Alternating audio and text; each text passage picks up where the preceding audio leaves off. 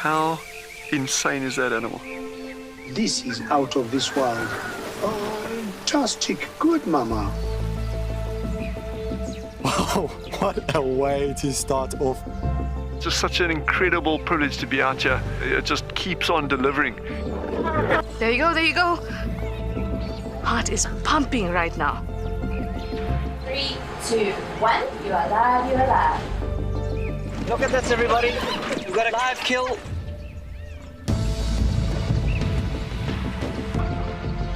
The croc's holding the tail. It's holding tight. Lucky wildebeest. There's nowhere to go.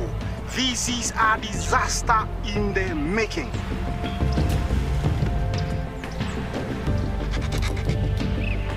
This is the first leucistic zebra I have ever seen in my life. Oh, here comes a lion. Run, little guy. Go on. Something that I have never seen before in my entire life that you are now watching live. My heart is in my mouth, everybody. Look at this. It's gonna make it. It's going, it's going.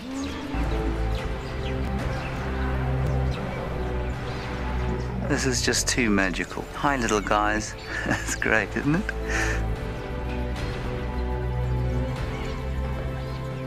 Has it just pretended to be dead? That is the coolest thing I've ever seen. Look at that.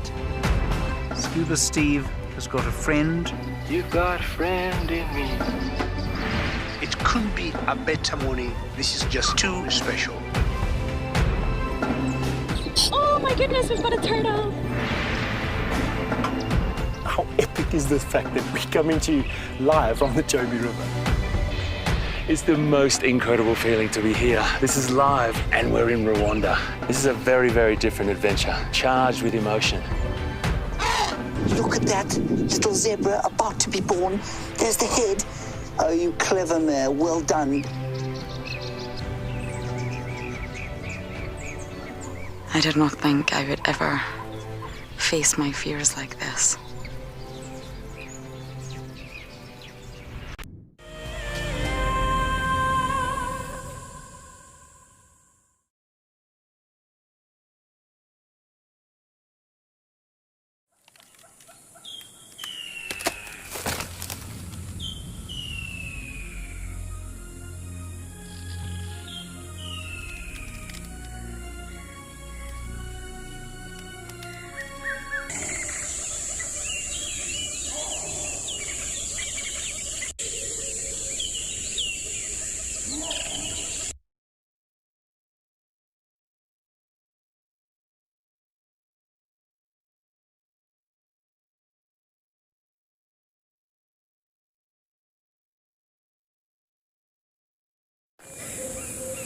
This program features live coverage of an African safari and may include animal kills and carcasses. Viewer discretion is advised.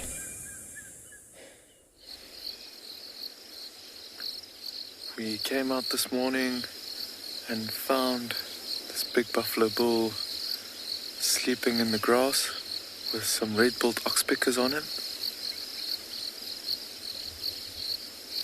See just a few ear flicks there.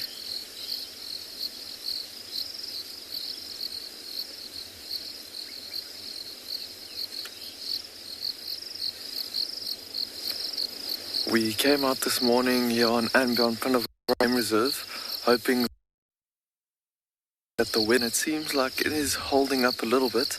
I don't know if you can see in the distance, there is quite a bit of clouds that's building in the distance. That the northern tip of Lake St. Lucia or False Bay, and with this buffalo bull just lying down here, and we're hoping that he gets up and comes to this mud wallow.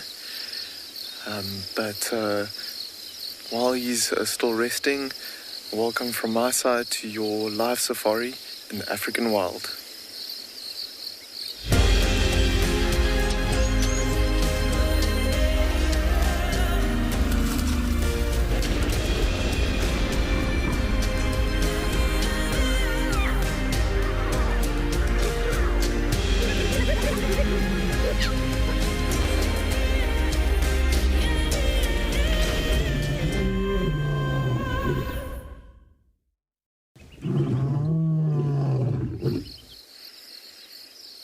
there's a red-billed oxpecker that's just sitting on top of the buffalo's horn there. And I wonder if these red-billed oxpeckers also just woke up and have come to join this this buffalo bill here while they hope that the sun comes out, I'm sure. But with these clouds forming over in the east over the Indian Ocean, that is not too far away, about 30 or 40 kilometers away from us, I doubt we are going to see the sun anytime soon. Might see a little bit more rain later on. Well, good morning from my side and from Simon's side behind the camera. My name is Djuma, and welcome to and Beyond Djuma Private Game Reserve. We are going to stick with this buffalo bull for a little bit, just see if he wants to start waking up or so, like he's been moving his head around a little bit or so, but I think it might just be because of those red-billed oxpeckers being around him. We got through it, are not too far away. And we'll probably see if we can head in that direction.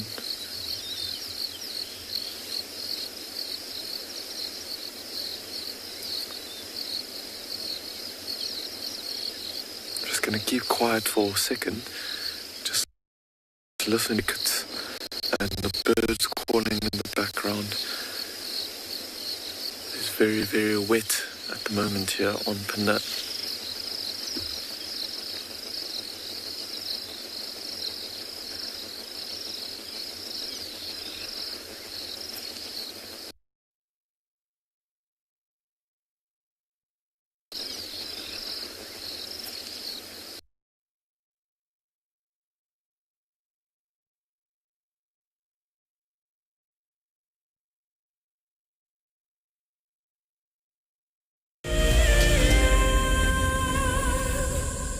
Imagine having your own secluded African bush home where you and your friends can enjoy the ultimate safari experience. If you sign up to be a WildEarth Explorer, this could become a reality. Tumbeta House is located in the heart of Djuma Private Game Reserve, the home of WildEarth. You could win a chance to stay at this intimate wilderness retreat, offering you the rare and highly sought-after privilege of your own home in the bush. The prize includes 3 nights for 6 people and includes daily game drives, a chance to see the WildEarth camp, and have dinner with one of our guides. Sign up to be a WildEarth Explorer before the end of February 2021 and you could be heading to Djuma, the place that we call home. Available dates are limited, so terms and conditions apply.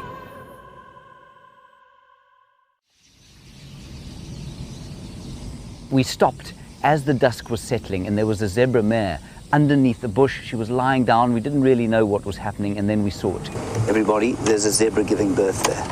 There's a zebra giving birth. This is a zebra giving birth. Look at that. Look at that. Oh, you clever mare. Well done. It's born, everyone. It's born and it's alive and it looks fine. This was, of course, an unusual sighting. Normally, herbivores like impala and wildebeest and zebra will give birth during the middle of the day.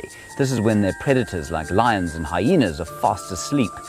But as this little foal took its first steps, the dying embers of the day had just gone over the western horizon, and it was just the time that the hyenas and lions were starting to get active and go out foraging. This is why we didn't light up the sighting, of course. It may have compromised the zebra's eyes and at the same time attracted those hyenas and lions to the activity.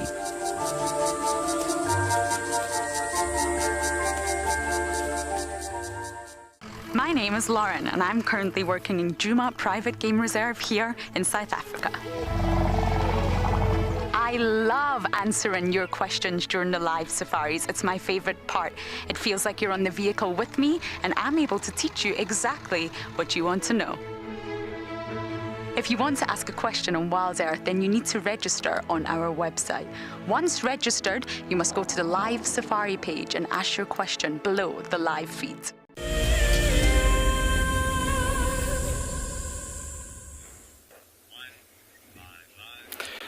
Good morning, everybody. Welcome to Tualu Kalahari. I am Ewan, and behind the camera today, it is Morgan.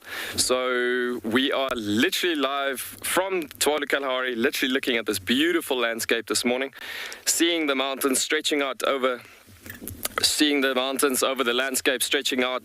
The breeze is quite cool this morning, thinking about the breeze coming through, thinking about the animals might be reacting a bit differently this morning. It could be that there's some of the animals that might be hiding, but we'll see what we can get to see this morning, thinking about the possibilities are that we'll see from about an hour on or so, half an hour onwards or so, we possibly could be getting some more activity levels happening. And so, but yeah, let's see. Let's take a drive down the road and see what we can get on tracks in this area. We are close to the mountain here at the moment, so possibly we could be getting to a bit of a slower breeze here. So we're gonna later on only stretch over towards the dunes. But yeah, let's take a drive down the road and see what we can get.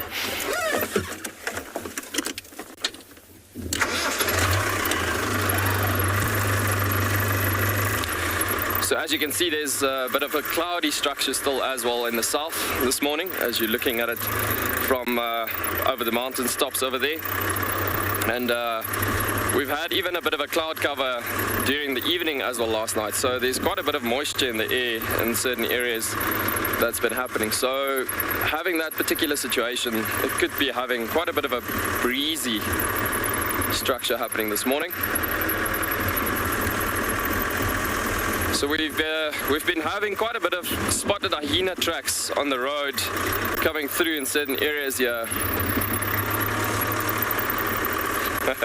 Thanks guys, it's much appreciated. All the viewers are saying very welcome.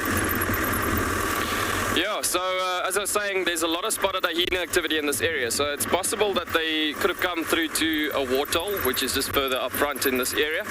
And so basically looking at this particular environment, with that nice waterhole in the area, there's a lot of cheetahs sometimes passing through here. So typically in the Kalahari, if you think about what happens in particular open areas like this, spotted hyenas could be following cheetah in areas like this, specifically for scavenging purposes.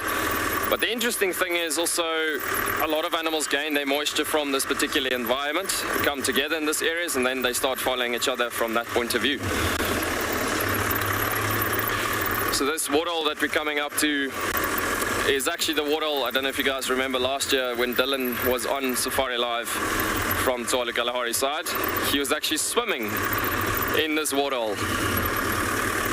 And we've got a beautiful wildebeest male up front. Stunning territorial bull coming through. And he has just come from that waterhole point in the front here. He's actually not too happy actually having us coming through this area. Saying, get out of my area, what the hell, what are you doing here? But yeah, looking at this particular guy, in German they're actually known as a Streifenkanu, and the reason being is the stripes on the sides of the body.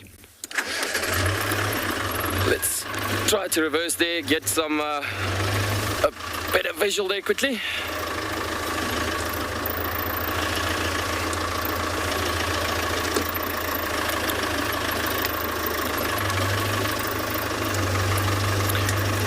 He's moved to a certain point now where it's almost a bit difficult to see him. There we go, that's a bit better. So as you can see, those stripes that I was talking about, typically to do with that German name Streifenkanu. Yeah, he's really not keen to stay with us this morning. But on the other hand of things, I mean, what is he doing on his own? You might have heard the stories before as well, looking at what he's particularly doing there now. That is a territorial marking. Now they've got pre-orbital glands situated just in front of their eyes, and what happens is he rubs those glands off onto the particular tree, and it's a scent that he rubs off on that particular tree. So what happens is it transmits messages like sexual status, reproductive status, emotional status, local status, whatever the case might be.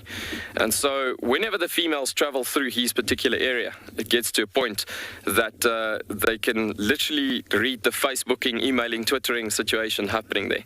So it's really, really, really cool actually thinking about it. But yeah, animals communicate through very interesting, funny ways, thinking about how nature works together. And you would know, even sometimes you get animals like predators coming through just because of animals moving through, smelling particular territorial markings like that. You could have cheetah coming through just reading the menu based on what has happened through this particular area, reading the signs and messages which is actually given through. But yeah, pretty cool actually just to have seen that interaction with the tree and how he deposits the scent marking there. Cool, let's continue down the road and see what we see in the dam at the front here.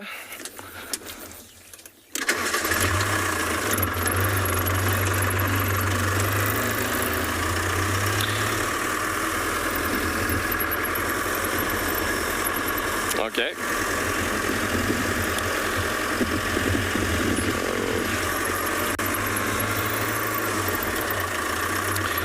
So those of you that's been on drive with Deirdre yesterday from Tswalu's side, if you look at this particular nest, she touched base on this nesting structure yesterday, but the one we had yesterday wasn't that active. But if you look at this particular one, there's a few birds actually in this particular tree, in this nest. Now, first things first, the Sociable Weavers, they make use of the mother plants of this environment. Now, the reasoning behind that is because it's a strong, long-lasting tree.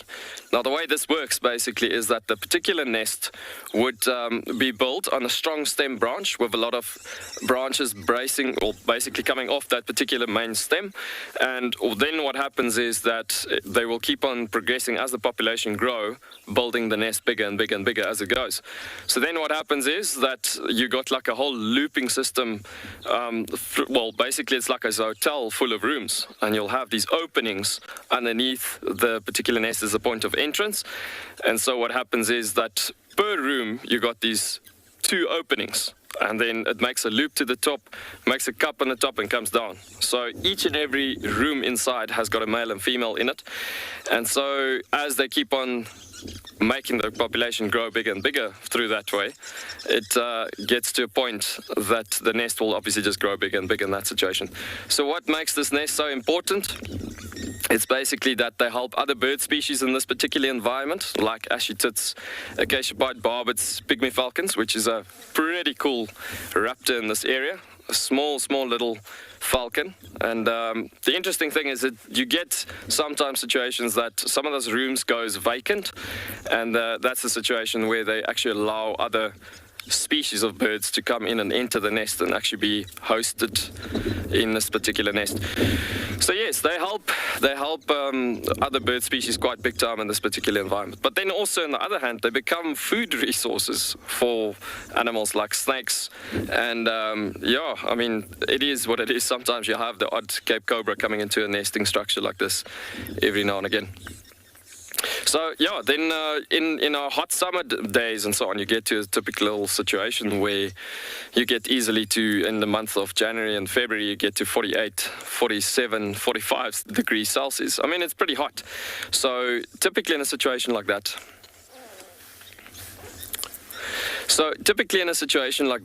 animals would easily come into the shade of these particular trees, and then it gets to a point that it's a nice cover situation for mammals particularly as well. We're going to send you over to Pinda.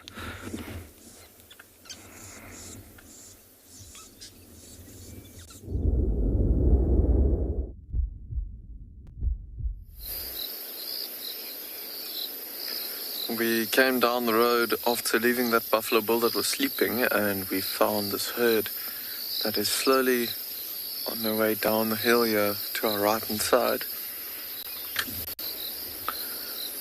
You can see there is a few females up ahead there. I think they're on their way to a watering hole that's at the bottom of the hill.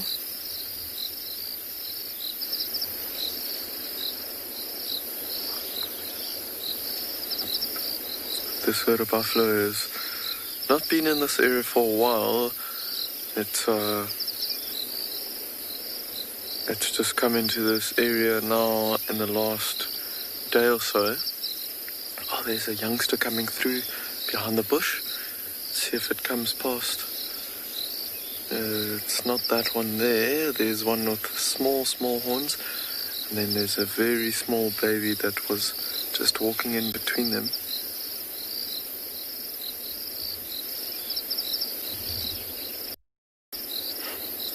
Keeping an eye on us.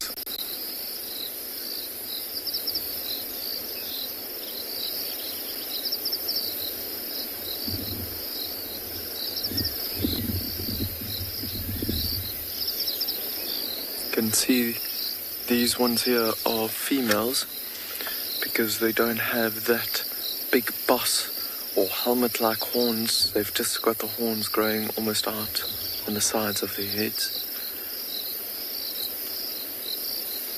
So we've only seen a female for now. We'll point out a bull's horns to you once there's one that comes into our view. There you can see the little youngster just next to its mother through the bit of grass or so.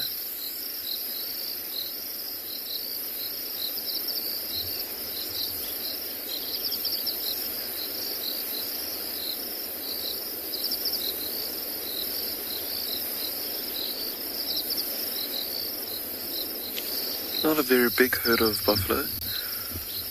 Look at the youngsters licking his tail there, trying to get to an itch at the top of his tail.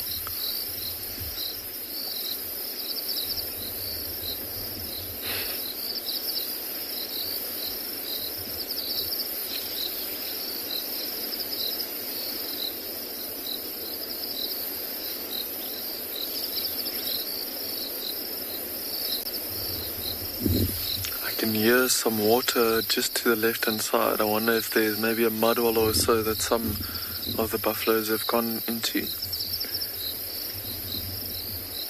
Look at that youngster's tongue every now and then, just as it's trying to get to that itch at the top of its tail.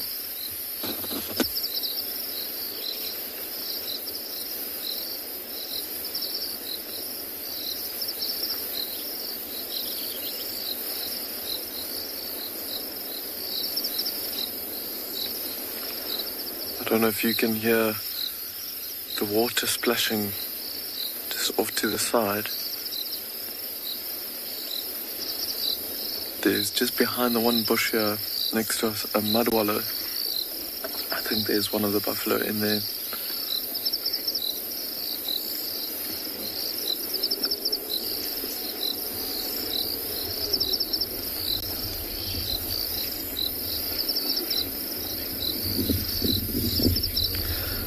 Daniel, you're asking how long this youngster will stay with the herd. With buffalo, it's a little bit different to other animals. So they don't necessarily leave the herd.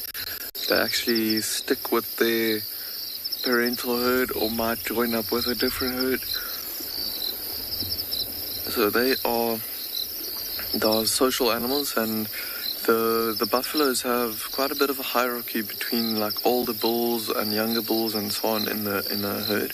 But the cows generally stay in the herds, and the bulls also grow up and try and become dominant in their hierarchy. And so there's a big bull walking in the back there. So this youngster might actually stay with the herd for the rest of his life until, if it is a male, obviously, until he becomes really old and then moves away from the herd. There's a few red-billed oxpeckers flying in between the buffalo as well.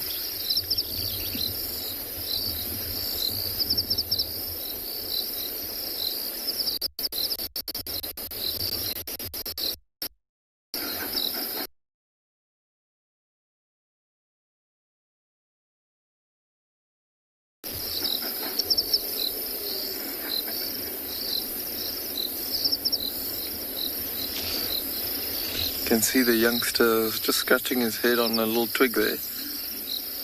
I'm sure it's going to try and catch up with.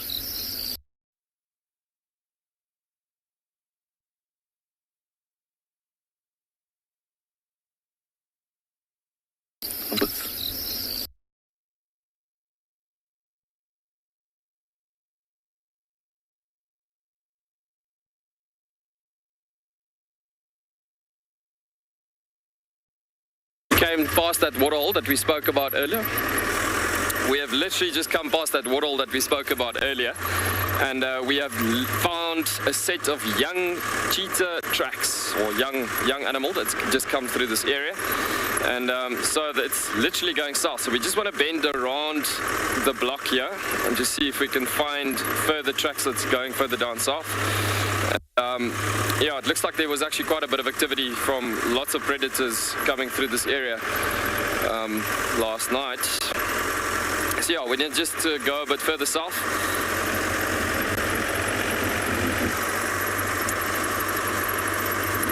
So a typical area like this, there's a bit of a mixed veld situation here where you get quite a bit of sour grasses, as you can see quite in front of us, that we're bypassing. I'm sure some of the other guides have been talking about lots of the sour grasses, but yeah, then areas where there's a bit of sweet veld coming in.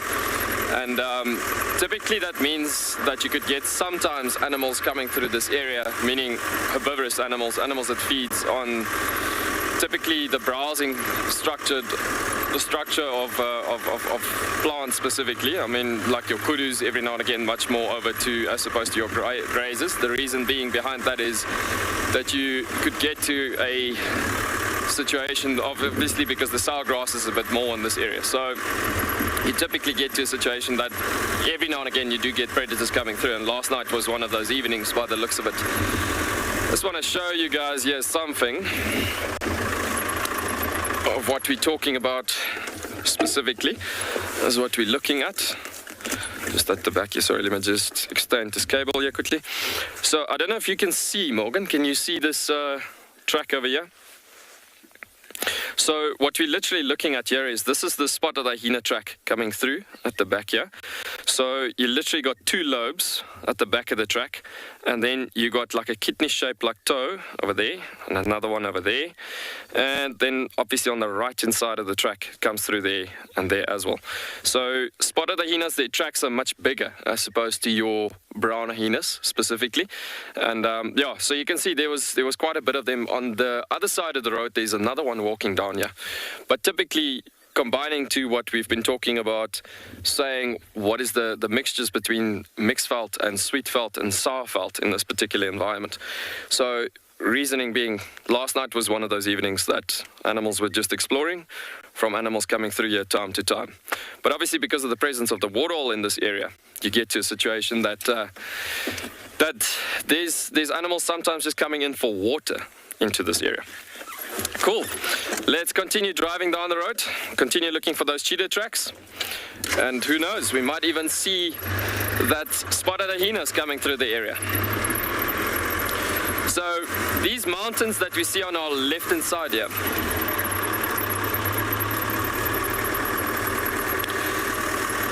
so Peter's asking, can you obtain a lot of information for tracks or from tracks?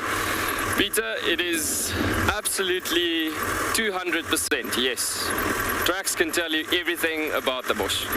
Tell you about food, it can tell you about food availability, it can tell you about what was happening in that animal's mind.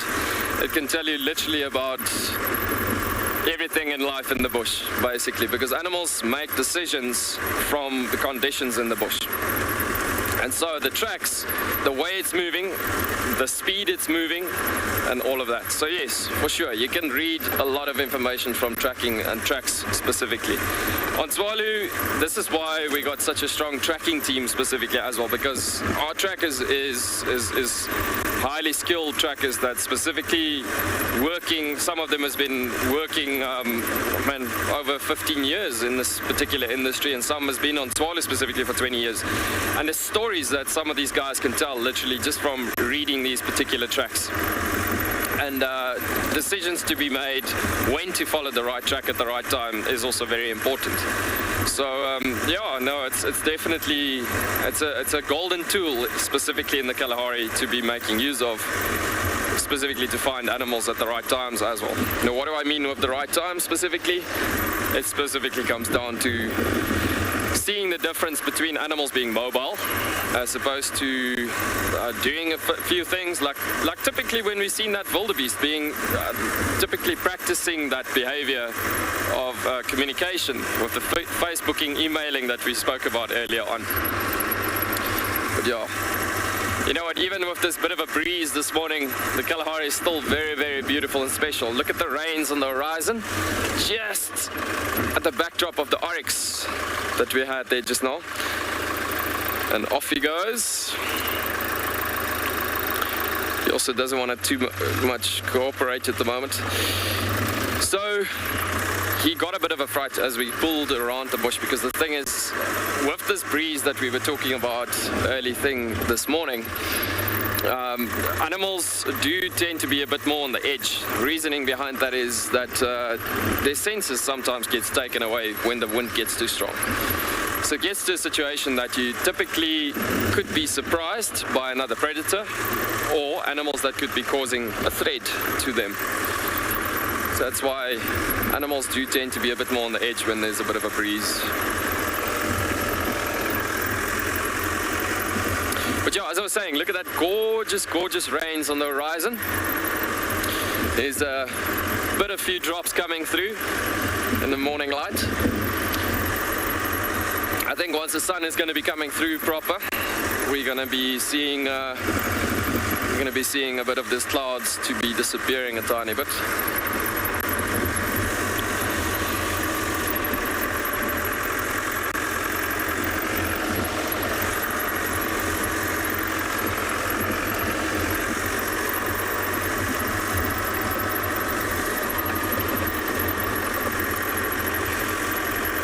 KJ, it's you asking a question, is wind more beneficial to predator or prey? You know what, it is actually in a situation where animals, both predator and prey, is in pretty big trouble if the wind gets quite strong.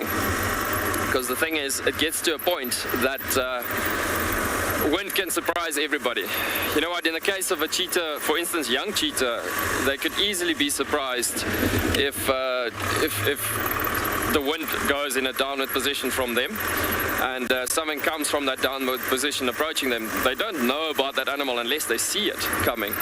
So there could be an attacking situation happening pretty quickly, unknowingly, if you get what I'm saying. So typically that's why animals like cheetahs, for instance, often go to, or the smaller predators, often go to higher elevated positions and points, and specifically it comes down to both are actually in trouble.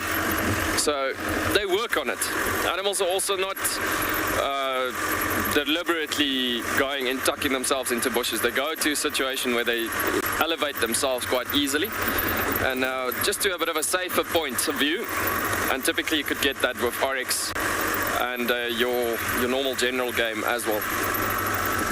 And it truly just comes down to animals needs to think what they do, more so especially in the Kalahari.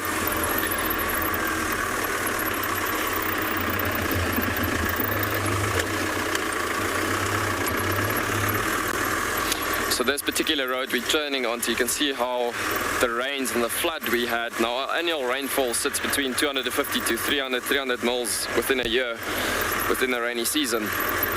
And we literally had 251 mils in some areas within a night's rainfall, actually. So it was pretty crazy, actually. You can see the banks of this road even was washed quite a bit.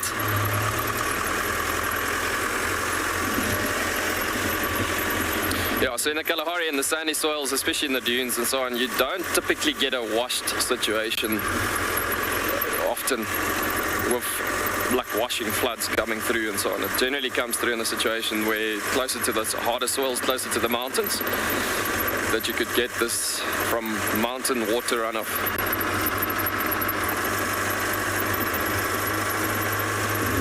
But look at this gorgeous view. We're entering again just because of the amount of rains we've been having consecutively, following up on each other, specifically looking at this area. I mean, it's just covered in grasses. Not all of it is sweet grass, coming back to that specifically, but yeah.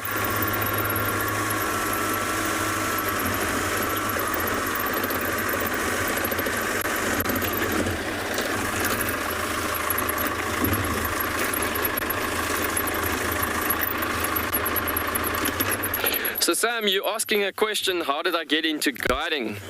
So that's actually a pretty good question. Look at this gorgeous giraffe. We'll get back to that question just now, Sam. But yeah, this particular giraffe, just quite interestingly, and that'll come to your question of how did I get into guiding, is looking at the tree that he's feeding on specifically. These guys, you'll see there's a lot of mother plants in this environment. Now the mother plant, what do I mean with that specifically is, it is specifically a plant that carries an environment. Now what do I mean with that? If you look look at shepherd's trees and camelthorn trees, it's specifically plants that goes to the water tables in search of water. So literally up to about 60 to 90 meters deep are some of the records to where root structures goes down to fetching the water on the tables from this particular trees, and it drags the moisture to the surfaces. Other plants would specifically drink from this mother plant, like a water flowing tap, if I can put it that way. So if that is the case in this situation, there's a lot of moisture in that particular plant, on the tops even. So that is why that giraffe is specifically feeding on it. And coming back to Sam's question there, if you think about something as magically happening like that, as beautifully happening like that, I guess that's how I got into guiding, because it comes back to the situation of the beauty of nature is so shockingly amazing if you think about it. And when I was a little boy, I grew up on a farm in the where the Kalahari literally meets up with the Karoo.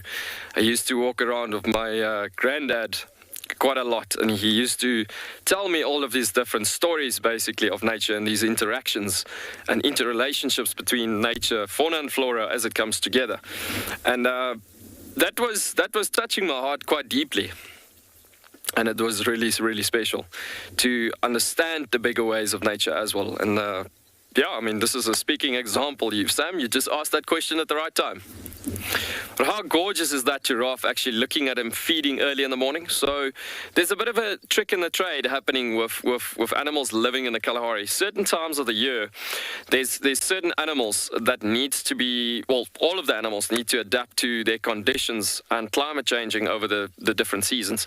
So what's happening now is, especially in summer times, you'll get very early in the morning. Now, as you look at it, the conditions that we're sitting at right now, the sun hasn't really come over the mountains yet.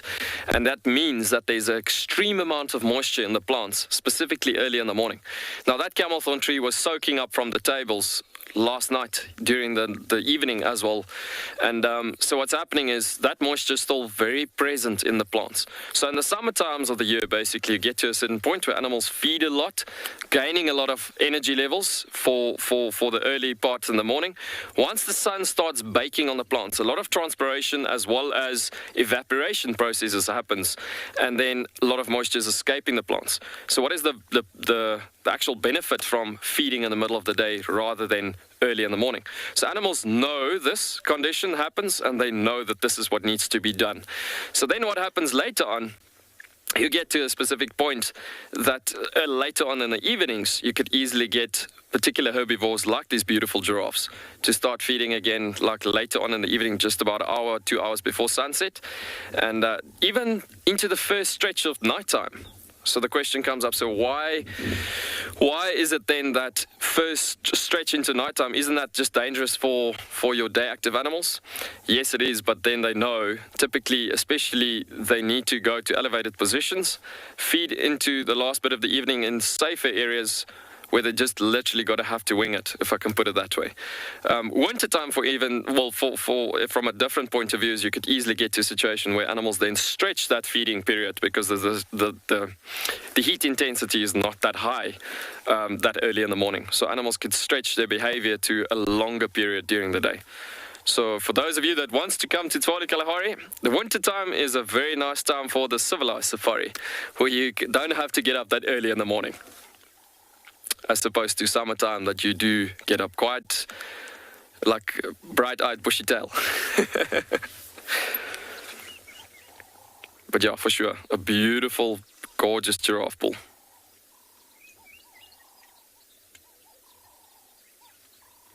The guy is flickering his ears.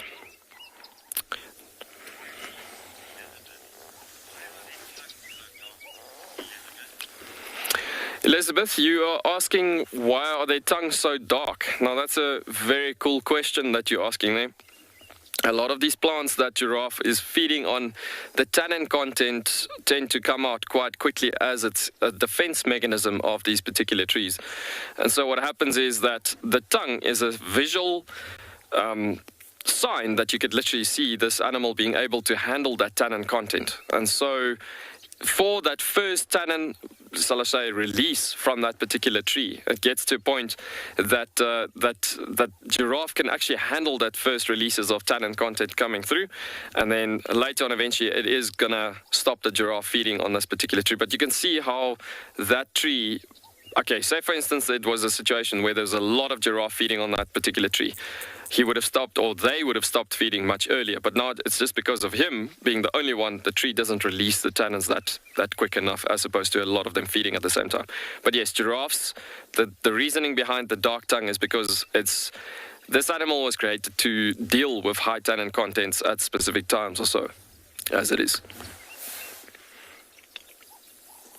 So it looks like some of the flies are actually irritating him quite a lot around his ears. Actually, there we've got a horsefly and a lousefly actually that's in this particular area, but there's lots of little flies that's been coming out in this particular region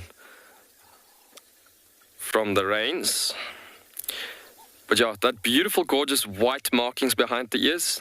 A lot of animals would sometimes make use of giraffes because they've got fantastic eyesight.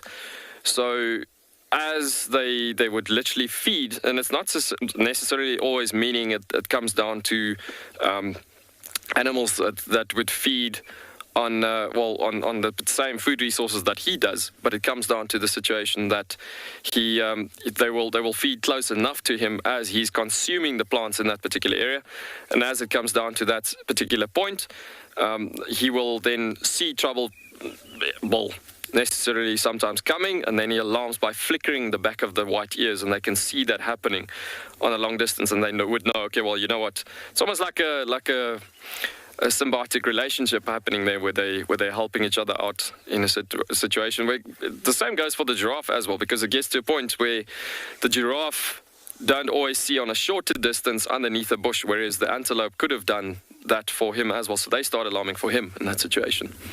Cool. Awesome, guys. Let's drive a bit further down the road and see what we get further down on that cheetah tracks.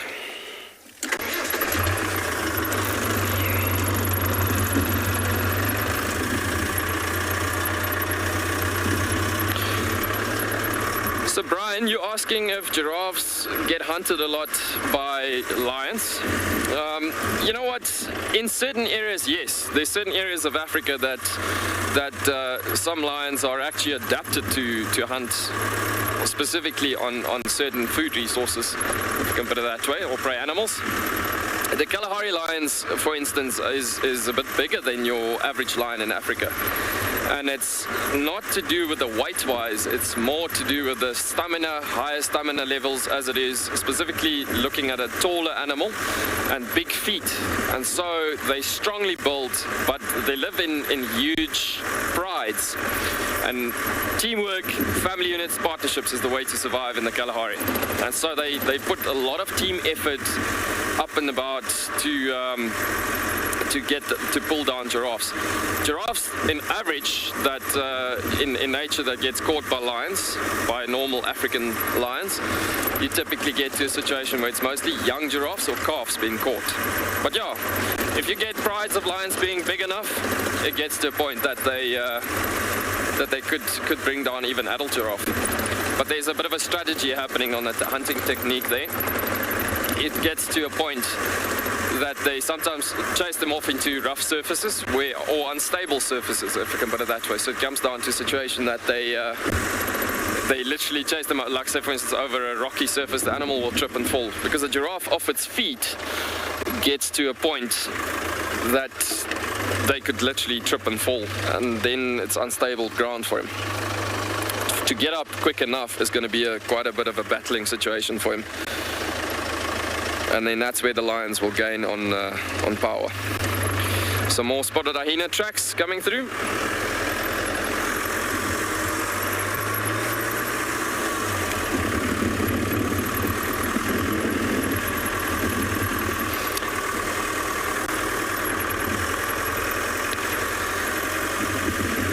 Beautiful Namakwa doves coming through.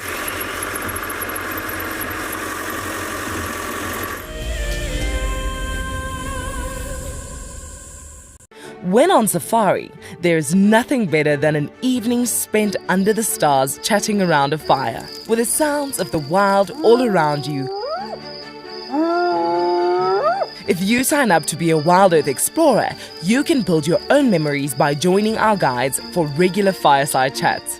Subscription payments can be made by PayPal, credit card, and now bank transfer. WildEarth Explorers, it's in your nature. Converging game path will invariably lead you to a water source, but treat all water as suspect. One of my favorite ways of purifying water is to filter out the particulates. And by just filtering it through your sock, you can clear out most of those. You can put water into a snail shell and you can boil it over a fire or using a chemical like chlorine or colloidal silver. My name is Steve, and one of my favorite things at WildEarth is getting questions from you. The type of questions that I really like are those ones that really help us to unpack and understand and really integrate the ecological knowledge and fully appreciate the importance that animals such as these Cape buffalo bring to the ecosystem.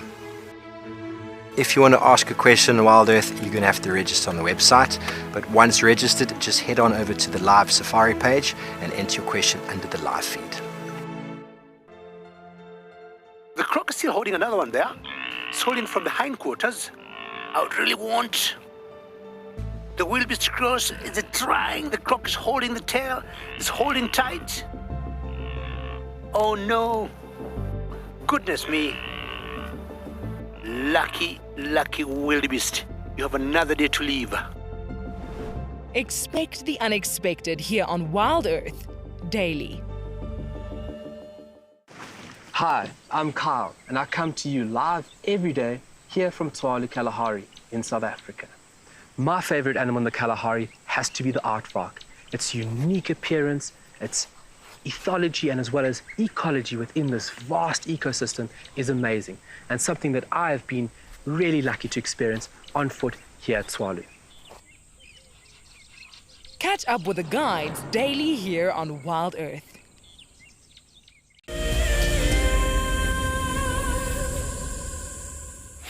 So welcome back to Tshwane Kalahari. Is something quite interesting that we've been finding here actually. So just about a few minutes ago we found that wildebeest marking its territory. What I wanted to do is just showing you guys what it actually looks like, the particular sites that they actually make use of to mark the pre-orbital glands, specifically on a tree like this. So as you can see, there's quite a stained situation on the tree here. And so what they particularly do is, as you can see on this little bark section over here, I don't know if you can see that, Morgan. So they strip the bark of their horns, typically sometimes off, to get to the cambium layer of the tree. And the cambium layer is the moisture transport layer of the tree itself. So how it works, this particular tree, first things first, is the Boscia albitranca, which is also the other mother plant of this environment. And it sucks, this particular tree is one of those trees that sucks a lot of moisture from the surfaces up into the tree itself, and that cambium layer, as I was saying, would then transport the water to the twigs and the rest of the leaves and everything in the tops of the tree. So why do they want to go to that cambium layer? Because it's such a good moisture layer of the tree. It acts like a sponge. When that pre-orbital gland comes and he rubs it off onto that particular patch, specifically is what they're aiming for. So those messages that I was talking about earlier is what they're looking for, and to actually gain on a long-lasting message based on a bacterial structure, and then it gets to a point that they will then communicate with the wildebeest females coming through this area specifically in that way. But this picture becomes even bigger and much broader. So what happens is, typically as the wildebeest is a selective grazer, it means that he specifically chooses an area that is fantastically good for sweetgrass species specifically. Sometimes you could get the odd year where there's sour grasses coming through an area like that, but what happens specifically in a situation like this is, if he's invested in this area, it comes down to a situation that he's saying for years and years to come he's invested to stay there. And so the longer he can prove himself to be in an area like this to the females, So year in and year out, 5 years down the line, saying to females in the area, listen, I've survived wild dog packs coming through, haven't killed me. I've survived challenges from other males, haven't killed me. So the longer he can do stuff like that, gets to a point that he then proves himself and he becomes the mating preference of those females. So the more female herds comes through and notices that, it gets to a point that they keep on reading his good messages where he's saying to them, good food is in that area today, I will be in that area today, this is where you're going to find me, this is what it is. So what happens then is that it gets to a point that good communication levels happens in the bush quite often. So we're going to link you to elephants in Pinda.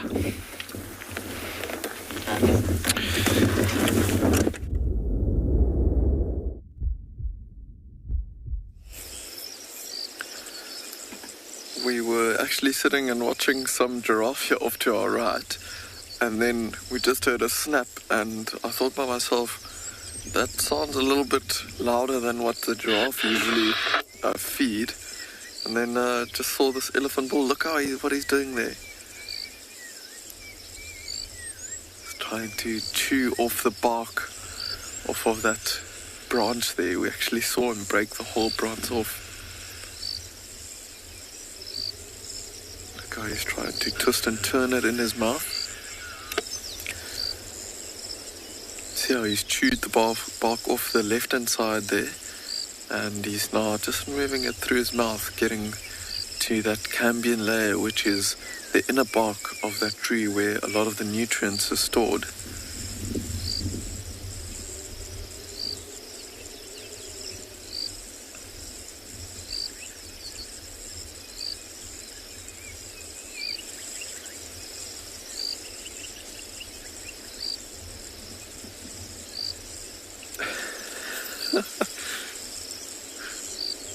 Trying to twist and turn it a little bit.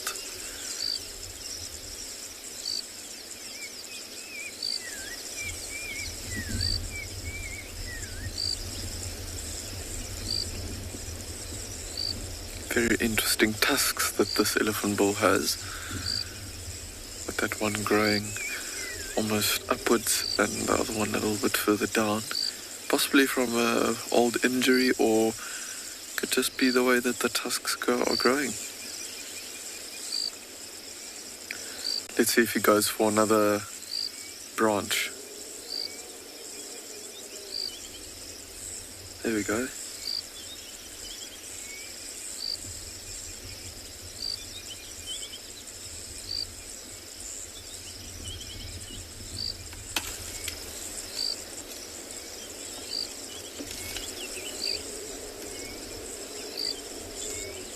Snaps it off with such ease.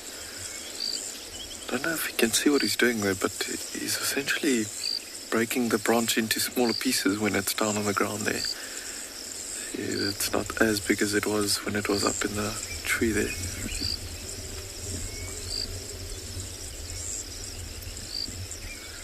Have a look at the leaves, you'll see how he's actually turning it in his mouth, grinding away the bark.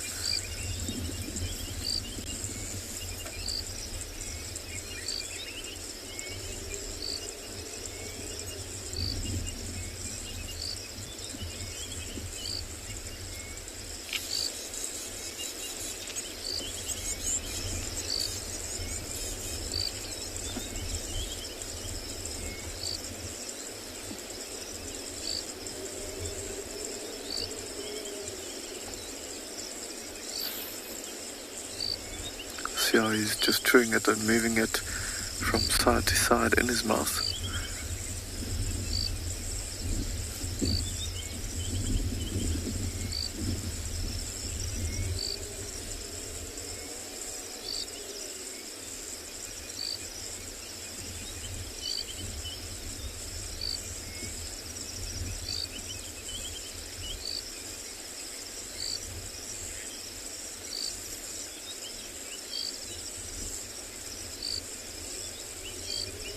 Seems like he's dropped that little piece there. Let's see if he picks another piece up. Otherwise, he might try and get another branch. Let me see if I can just see what type of tree that is. I think it might be a red ivory tree. Indeed looks like it. Oh, he's got that branch in his mouth again. Incredible how quickly he can take that bark off. And how nimble that trunk is to be able to maneuver it in his mouth there.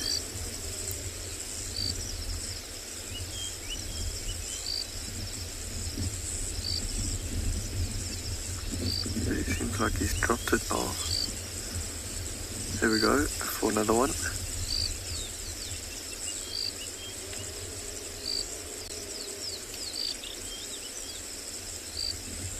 Nope, decided that branch is not the one for him. He's gone back to the one that he had on the ground there.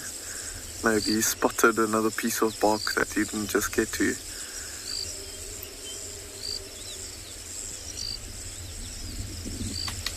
Oh, look how he breaks it inside his mouth. You can imagine how strong his bite must be for him to hold that branch and just snap the little branch like a twig.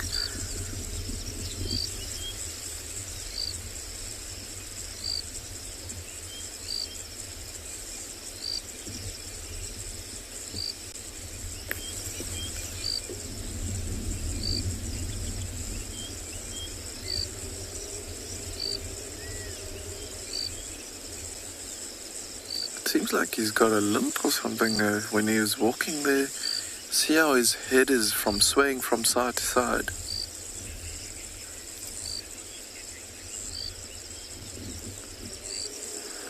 Lauren, you're asking whether or not he'll eat only the bark or everything. So I've seen red ivories, that particular tree, they actually do eat the leaves as well. But I guess this bull is just in the mood for some bark today.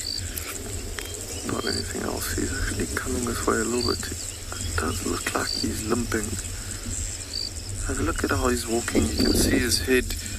Every time he steps with his right and front leg, he moves a little bit. Might want to keep our distance a little bit from him. Let's see where he goes. He's still a good distance away from us. Okay, he is turning towards us. I'm just going to move back and give him his space, especially with him having a bit of what seems like an injury.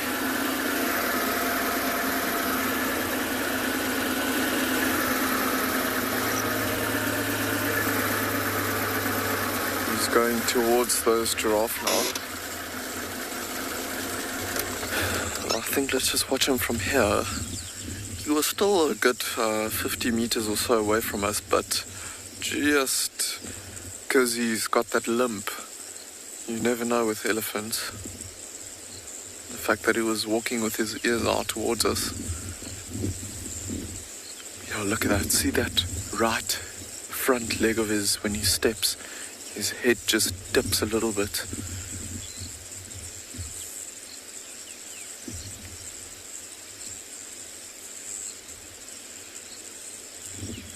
Let's see, there's another red ivory tree just to the left-hand side of him. Let's see if he goes to that one there. Yeah, he is turning to it already.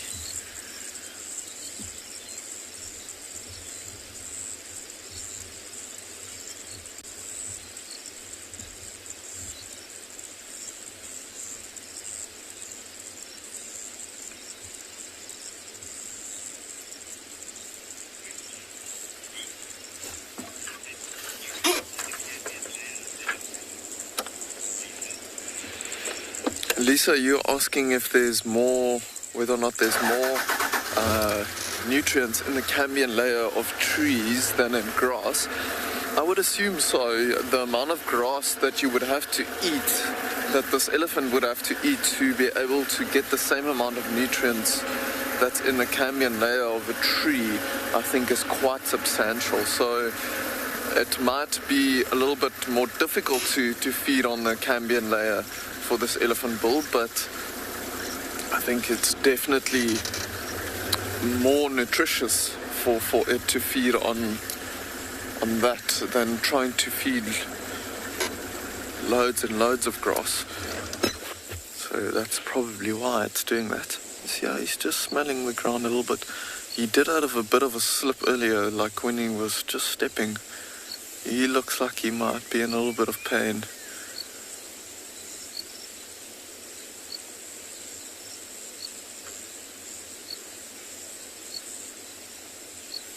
He's smelling the ground there. Saw some dung of what looked like a herd of elephants come through the area earlier. So I don't know if he's just slowly following the herd or so. Maybe that's where he got his injury, maybe from a different bull or so, fighting with him.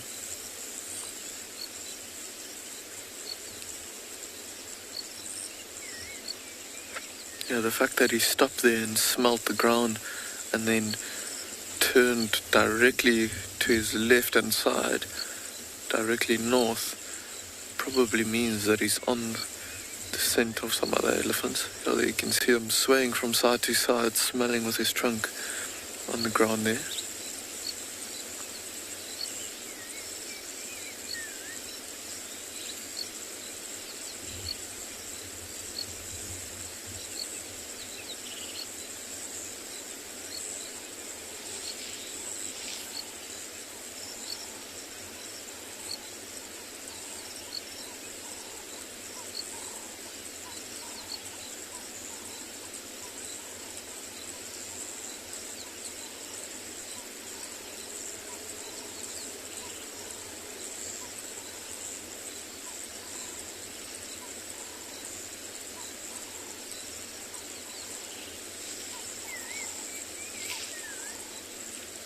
He's about to disappear down into the valley.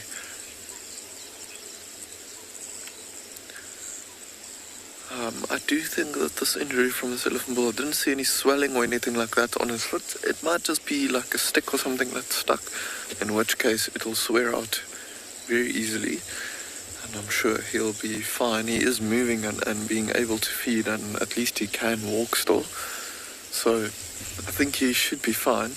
There's some giraffe here on the right-hand side of us, just left of the elephant. He's now disappeared into the valley there. So let's have a look at these giraffes. They are the ones that we stopped for at first, and then we just heard the snap of the branch as that elephant bull was feeding.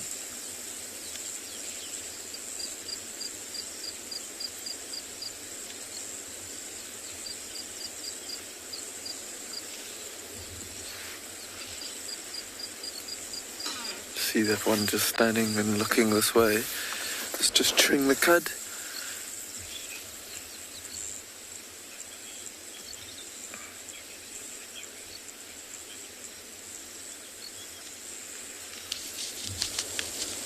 Atul, you're asking if elephants and giraffes suffer from arthritis. I'm actually not sure at all. I'm not sure if that is just a human disease.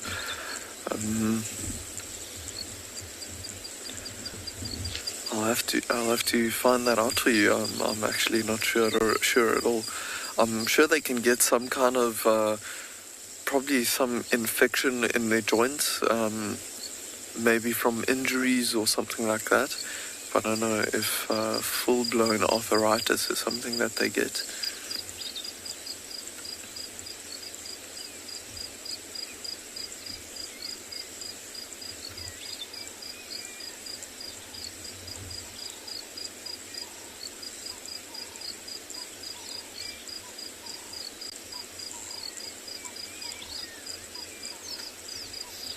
I guess arthritis is like a joint injury of sorts.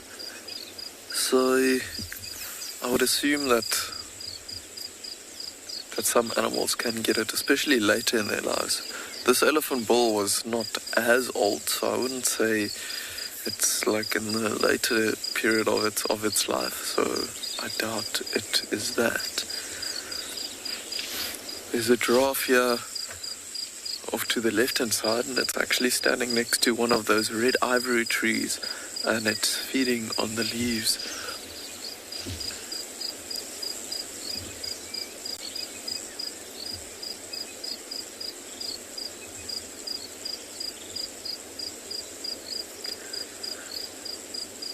So these red ivory trees, they actually bear some berries. And I think it's about around December or so, and they are delicious little berries. But for now, there's no berries at the moment, so they've all fallen off and have become overripe. So these giraffes are just enjoying the leaves. Oh, it looks like it's a relatively young bull, this giraffe. You can see how nice and thick the horns are, and quite wide apart from each other.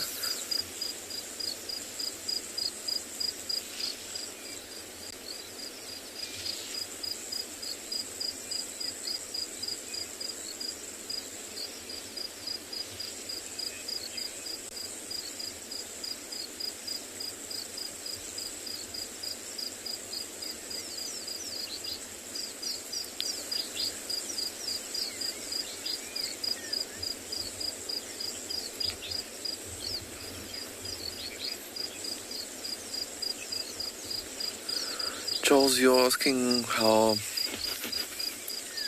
giraffe communicate with each other. Charles, so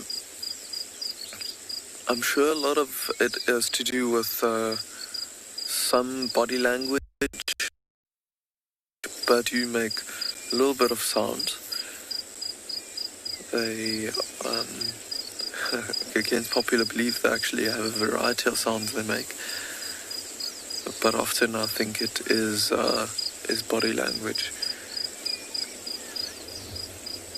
See, this bull's now got his head straight into the tree there, but now he's feeding on a different tree. So the tree on the left-hand side was a red ivory, and that looks what seems to be a buffalo thorn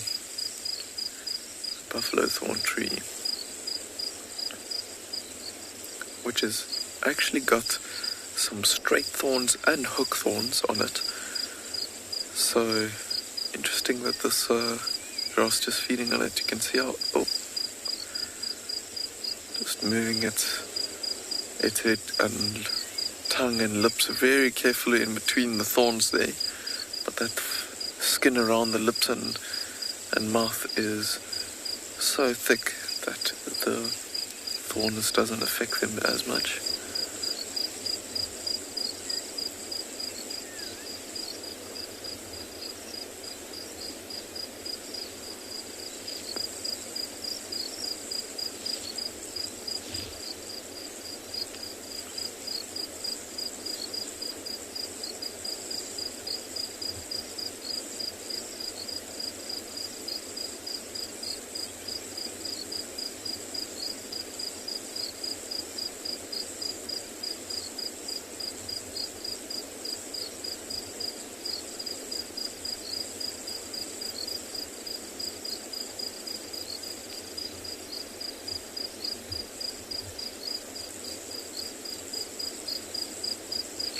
I haven't heard any breaking of branches or anything like that since that elephant has left us. So I think that elephant bull has probably kept on walking towards the rest of the herd that we had earlier.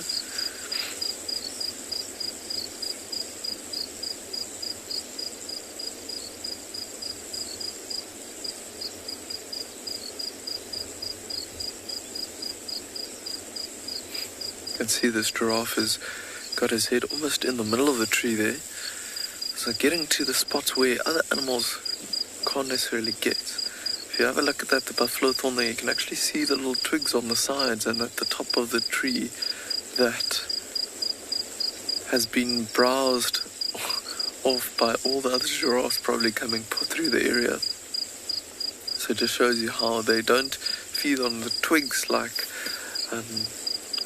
other animals like elephants would, but they just eating all the leaves off of the little twigs.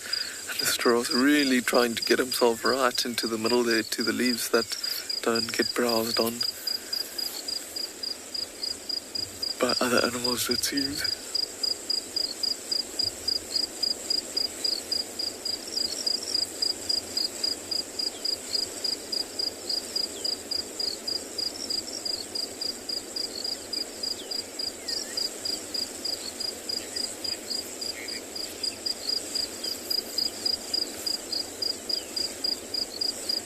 It is such a relaxing time of the day. It's like just about 7 o'clock, and the reason why it looks so cool and it's not there's no harsh sun shining on us. There's a massive storm building behind us.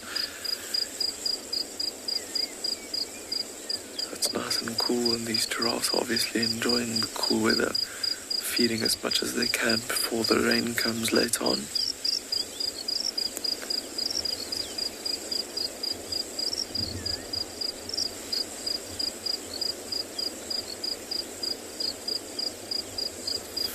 Let's see if we can move a little bit forward and get a bit closer to these giraffes here.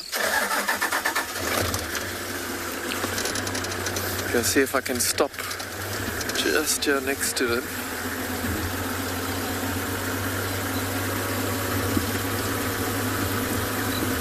We are on one of the main roads that goes through Pillars, so just giving some space for some other vehicles to also get past us. And we might get a better view of this giraffe's mouth and everything as he's feeding.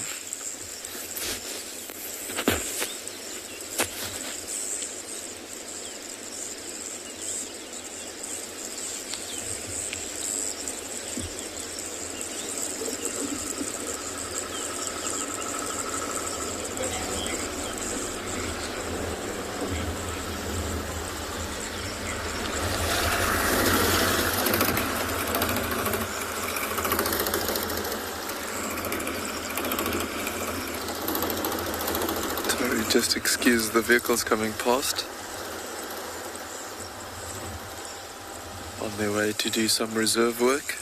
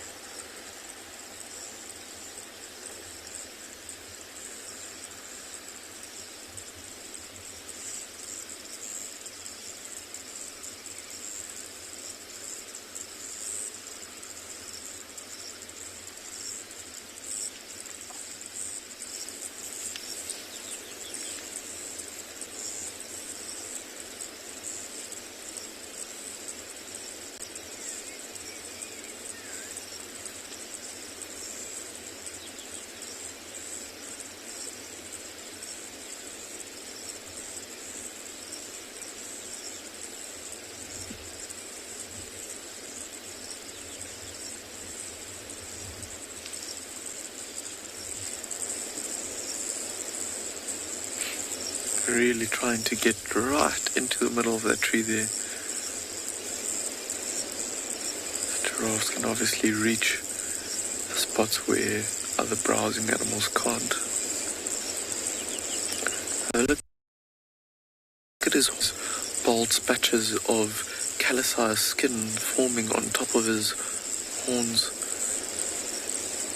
As this bull gets older,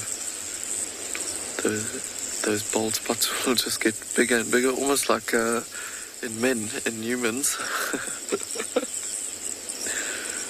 But from fighting, when they swing their necks, I'm so sure you've heard of it before, where they swing their necks and hit with the back of those horns. And that's why those horns are nice and thick like that.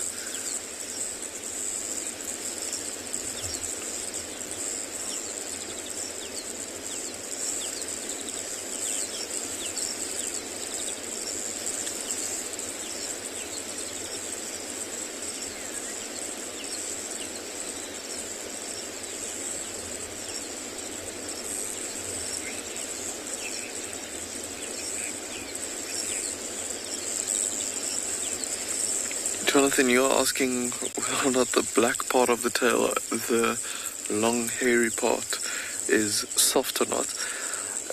Giraffe have relatively thick hair, so I wouldn't say it's soft. And the hair shouldn't be too soft, because then it will be difficult for them to swat flies away. So it's relatively hard compared to the rest of the fur on the giraffe. So when it brings the tail over like that, can you see that it doesn't just bend easily, it actually stays fairly straight.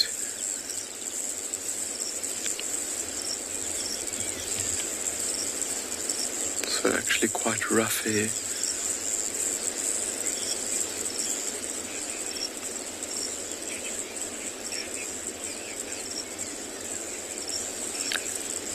And Tovo, you are asking whether or not giraffe lie down to sleep or stand up. So I think in different areas maybe it's a little bit different depending on the vegetation or so. But here on Pinda we've seen that giraffes sometimes move to open clearings at night and they actually can lie down. In a big herd like this, there's actually quite a few of them around here. Might find that there's one or two that is standing up and feeding and keeping an eye out at night while the rest actually lies down. So they'll lie down on their haunches and almost tuck their head in behind their shoulder like a bird would tuck its head in behind its wing. And then they'll give each other turns to keep an eye out. Oh, look at this giraffe's now reaching to the upper parts of the tree there. This young bull can maybe get a little bit bigger than what he is at the moment. Maybe a little bit taller, then he will be able to reach the very, very, very top of the leaves on this tree.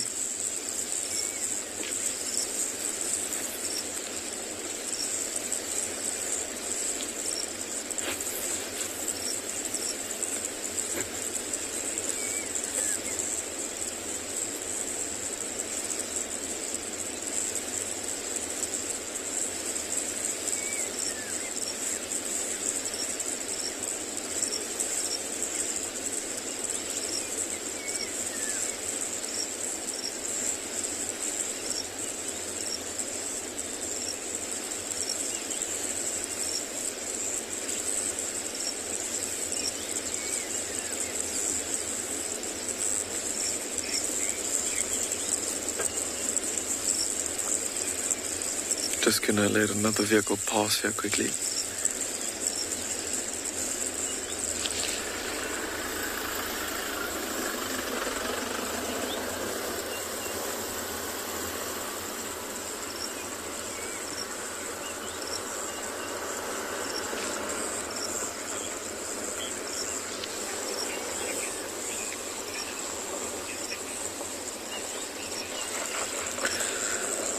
Lisa, are you asking whether or not the animal's coats get thicker when it gets colder? Because the African temperatures don't soar as much, it stays relatively the same, especially in this part of South Africa. The animals don't really have winter coats and summer coats. I suppose something like a baby zebras, sometimes they've got nice and fluffy coats on them because they are born throughout the whole year, so you might find that they have a bit of a winter coat when they're born just to protect them from the cold in case they do get born in the winter. But generally the coats of the animals stay the same throughout the year.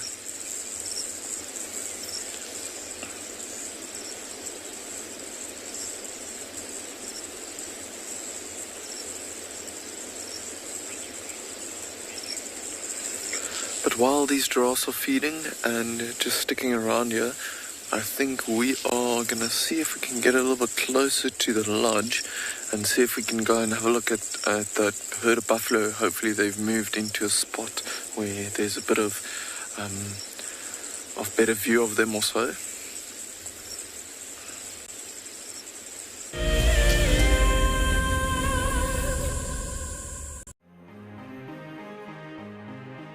Hi, I'm Sue. I'm from South Africa and I'm the incredibly lucky winner of the Tswalu competition. Tswalu has so much to offer, but we're really looking forward to the game viewing options, as going out with a personal guide who has so much knowledge will just be exceptional. Motsi Lodge looks absolutely amazing, and we're so looking forward to spending time there. It really is out of this world. I only registered as an explorer towards the end of January, so when the email arrived stating that I was the winner, it took me totally by surprise. I'd just like to thank WildEarth and Twalu for this most incredible prize. It really is a dream come true. WildEarth Explorers, it's in your nature. Being a safari driver requires some serious multitasking ability. You've got to be able to talk, look at the road, steer, and occasionally get the vehicle into the right gear. Do not crash into any trees. Oh, that's a dozy. Just jump into the car and hope for the best, and you'll see where it takes you. No, I'm just kidding. I'm surprised they're moving as fast as that didn't go well. Who is the best driver? Well, me, of course, although some of the cam ops might disagree. Hi, my name is Tristan Dix, and I am a guide here at Djuma Private Game Reserve for WildEarth.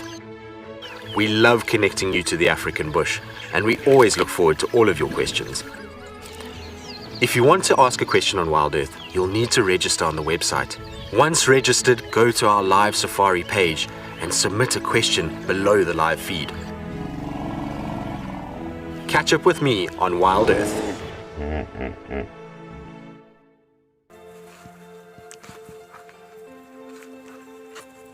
Hello, Mama. Just checking us out, everybody.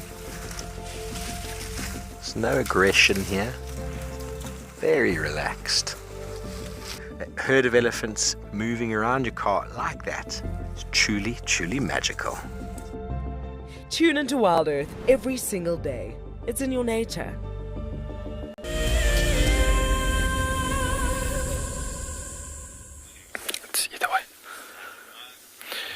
So, welcome back to Tshwane Kalahari. There's a fantastic combination happening here in this concept. We've seen an oryx, but with a few nests happening here as well. Looking at the oryx itself, it's actually quite interesting seeing it in this particular savanna environment in quite an open area. As it is in the Kalahari, as Deirdre was saying as well on Drive yesterday, talking about how the Kalahari is not the Kalahari without an oryx. But specifically looking at this area itself, the sands of the Kalahari is... it's fine, yeah, no. So the sands of the Kalahari is quite hot, specifically with the amount of minerals that we have in the soils out here.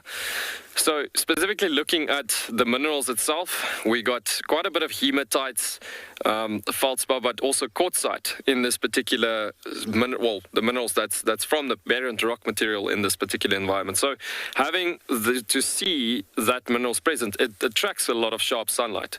So you get to summer's days, again coming back to temperatures of 45, 48 degrees Celsius in the hottest days of summer.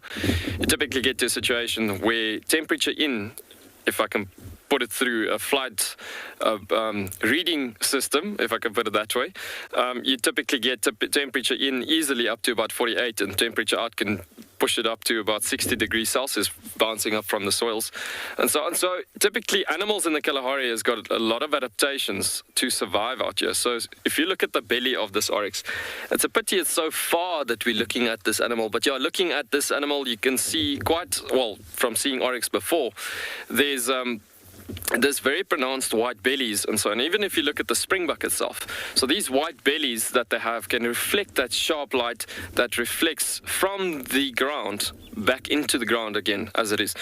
But more so, if you look at this oryx's face, the oryx has got a beautiful, lots of white markings in the face itself as well to reflect the light out of its face as well, keeping quite a lot of sharp intensity out of the face.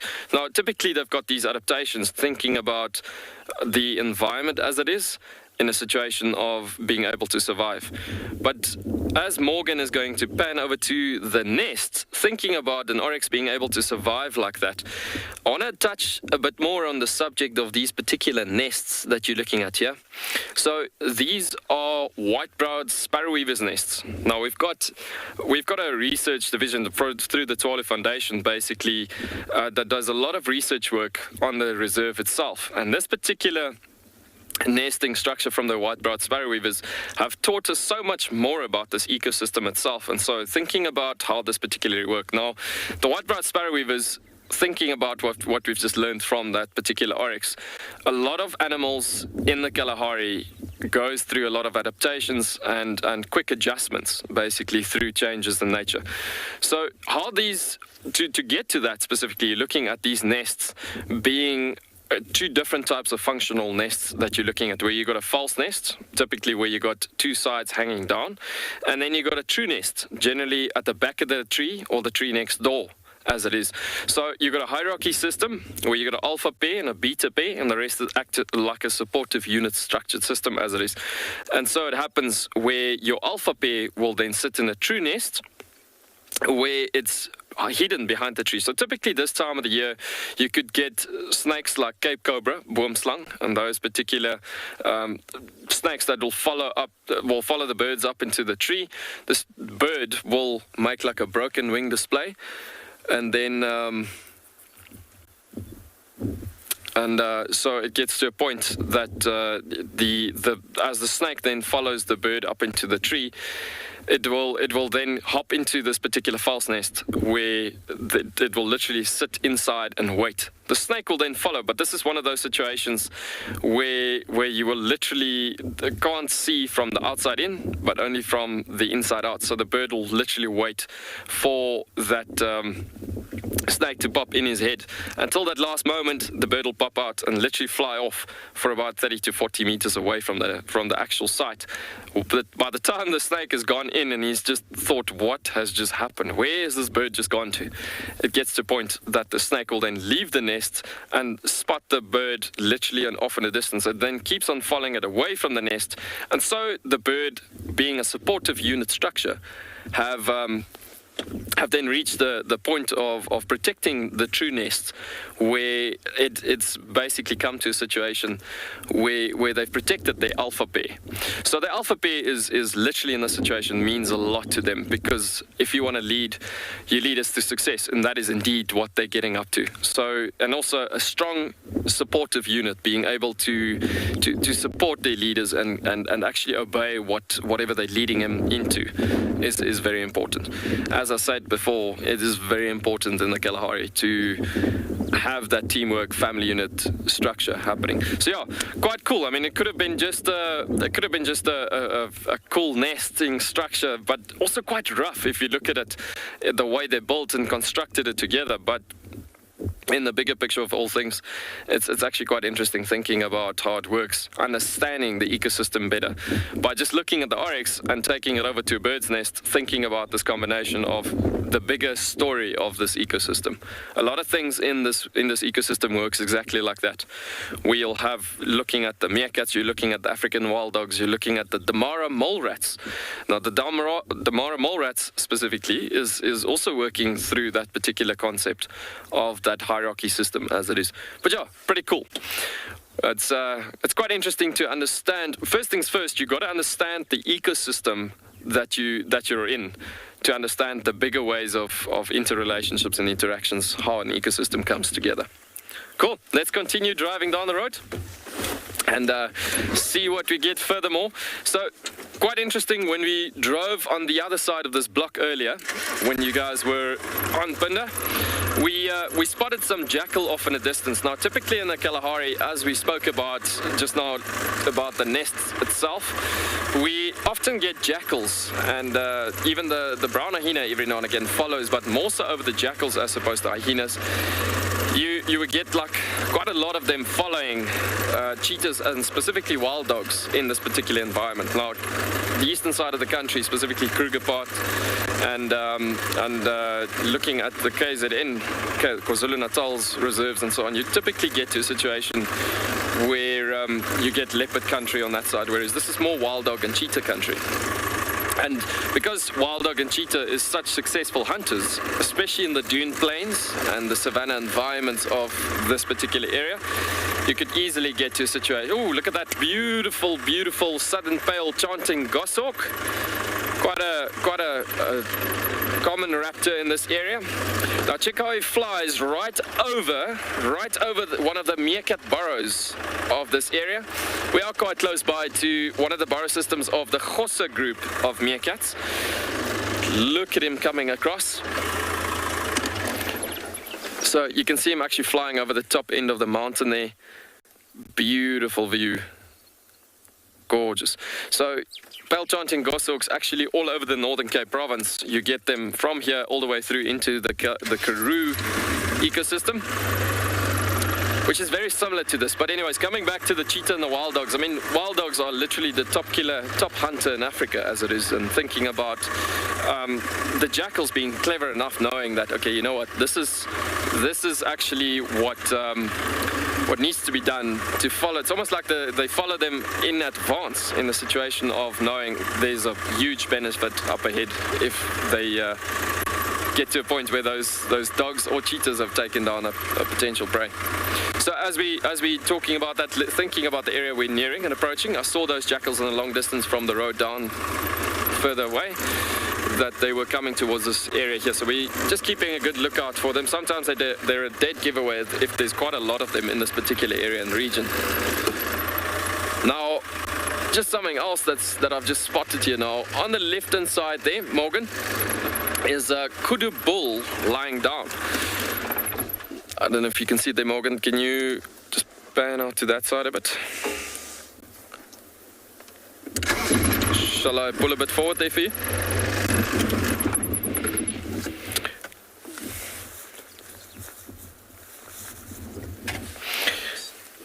Yeah. All right, so it's a bit far there actually. We're a bit further of a distance away happening there. But yeah, anyways, I don't know if you guys have all seen that kudu there, that kudu male. As you can see, the wind direction's coming from the southern end, and he's on the northern end of that bush lying down. And this is coming back to what we spoke about earlier on, thinking about how animals are adapting, trying to make use or gain senses in this particular situation. So animals will be a bit more itchy on the edge and wanting to do things like that kudu male. So our cheetah might be doing the same thing as well, where they might be lying down, relaxing, well, more of the sense of trying to get to a relaxed mode, trying to get to a relaxed mode behind a bush where they break away from the wind a bit. We're going to link you to Punda, to a couple of buffalo.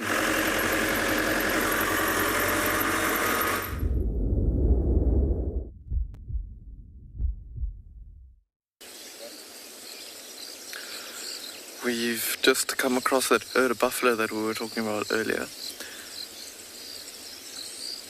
And there's quite a lot of them. They're very playful, a lot of the youngsters. Oh, there's a big bull coming off from the right-hand side there now. Might cross the road here in front of us. Can feel a few drops starting to drip here on us.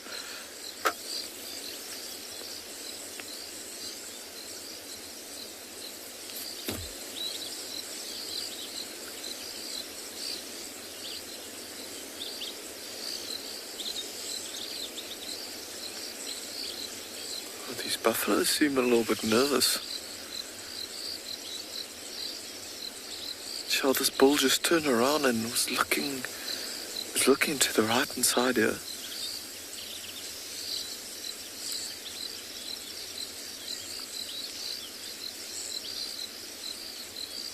And running to the rest of the herd.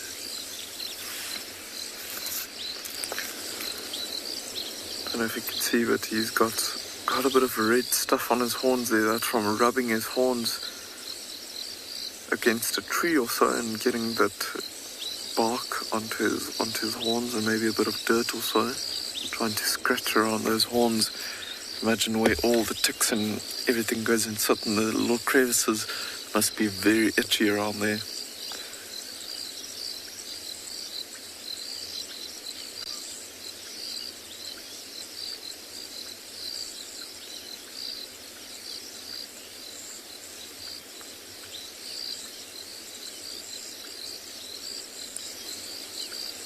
This herd of buffalo is coming onto like a little bit of an open grassland there on the left hand side, coming for the nice lush green grass that's growing here, but there's a watering hole not far away from here. Oh, female chasing another one away from her calf there. Feel it's starting to drizzle now as the storm rolls in from the east.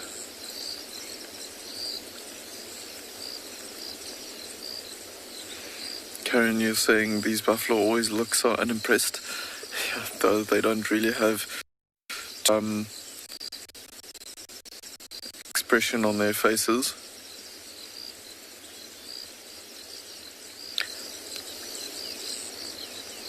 See how they're all like moving away from us now down into the open grassland, all with their heads down, feeding as much as they possibly can.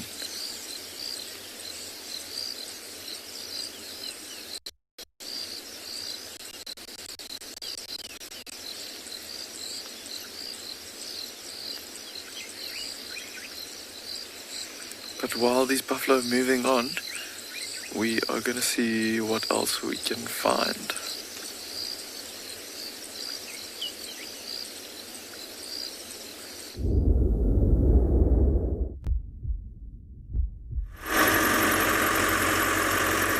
So welcome back. We're going to just continue driving up towards this northern end of this dune. We're going to see if we can possibly get these cats coming up to. We're still looking for those cheetah. They have crossed into the block on our right hand side, and so we're waiting to see if the tracks are coming across towards this side. Out of the block, we've had a bit more jackal activity. I see some more tracks coming across on the road here.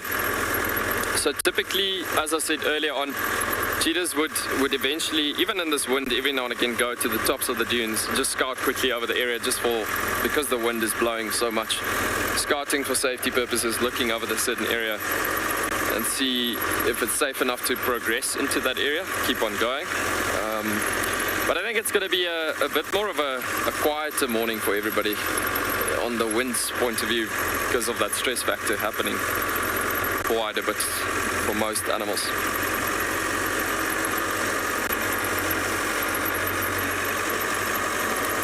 But on the other hand, it's a gorgeous morning in Africa.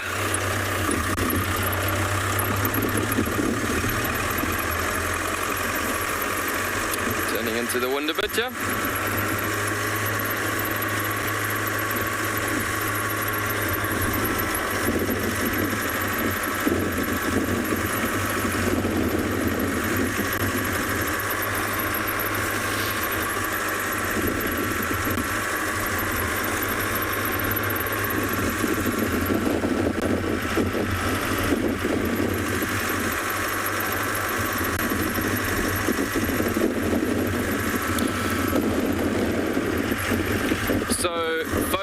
Having quite a bit of rain at the other destinations, so we're going to be with us for quite a while. So there will be times that we specifically more looking for some tracks as we're concentrating in this particular area for these cheetah, hoping to see them on the edge of a bush here somewhere.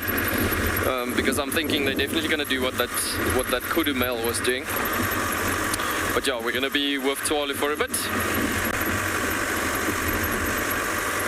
You're welcome to also send through some more questions on #WildEarth at FC. Put the FC in front of your question. You're welcome to ask us some more questions.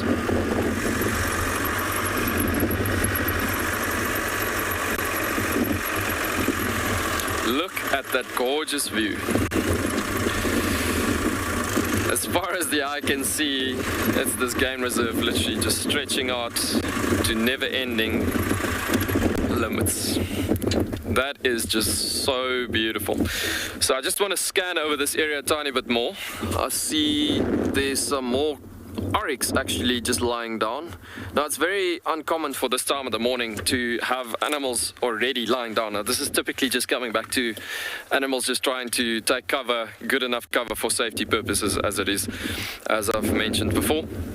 But yeah, you can see the dune fields stretching out quite nicely, and typically in this cheetah environment that we're literally looking at, it's a fantastic area for them.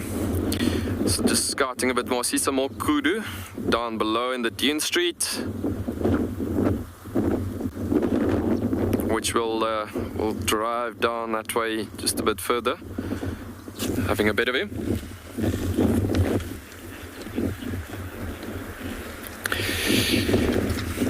Paul, you just asked if animals do get struck by lightning sometimes in the Kalahari. You know what? I don't think it's impossible. I do think it's happened. Well, about 4 years ago, I've had a situation where a couple of sable has been struck by lightning before on a dune crests further to the north of the reserve. We've had a situation where a giraffe has been struck in a valley, actually, thinking about it. And funny enough, it wasn't on a dune top. But yeah, I mean, it gets to a point that it's not impossible. Definitely yes, but it's not happening often though. So it's not like it's happening with every thunderstorm as it is. But yeah, it's not impossible. Definitely.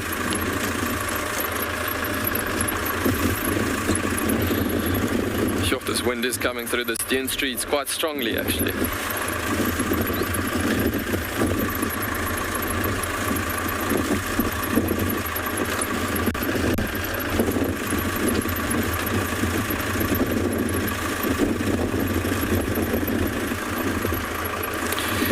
You just asked what is it about the soil that gives it that beautiful red color. So the thing is, because the parent rock material in the mountains specifically now, first of all, in this area of the Kalahari, it's one of the few areas in the whole ecosystem. Obviously it stretches from this northwestern corner of South Africa, stretching over mainly over Botswana, and then it leans over into Namibia on the southern end where it touches the boundaries of the rocky desert up north in Namibia, called obviously in Afrikaans it's more called Damaraland, and or Demoraland. But bottom line is basically the rest of the Kalahari over the Botswanan border is quite white in color, and it's because of different minerals it comes through, or lighter colored source. But in this area, it's the only area in the Kalahari where there's mountains, one of the few areas in the Kalahari. So thinking about it, the parent rock material in these mountains are quartz and quartzite. So that itself in some areas are quite a reddish, it's quite a reddish type of rock type, but you're looking at a mineral, in a specific mineral that's high in amounts of presence in that particular rock type, that is literally weathered down into the soils, and that particular rock mineral is called hematite.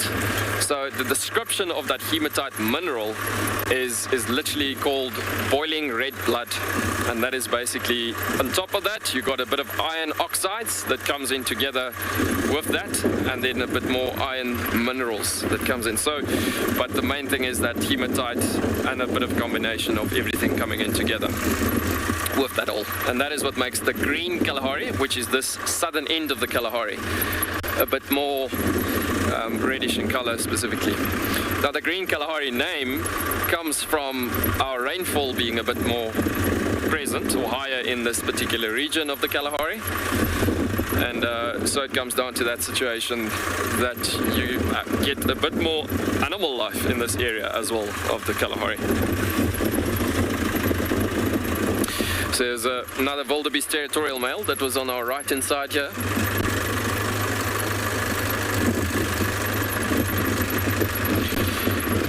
So we're going to send you back to Punda with some warthog.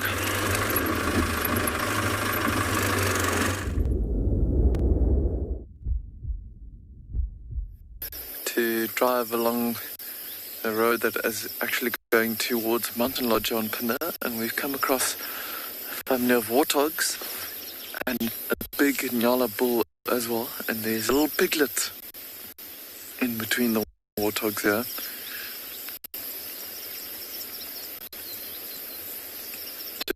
The lush green moss, what looks like some herbs and forbs growing here.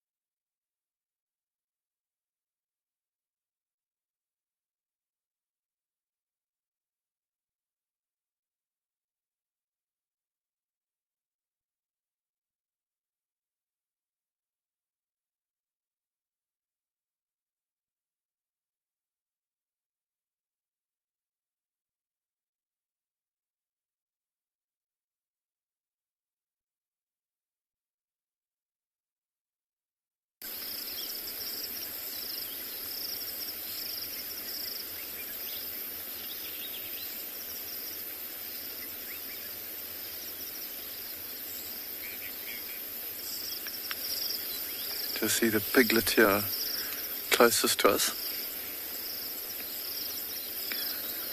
And have a look at that Nyala bull that's in the back there. It's got a lot of mud on its horns.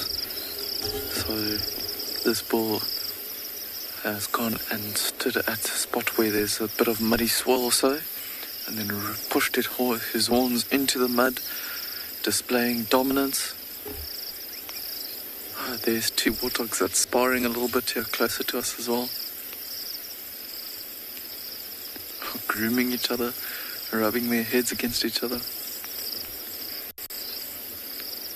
Starting to drizzle here now. Very fine rain starting to fall.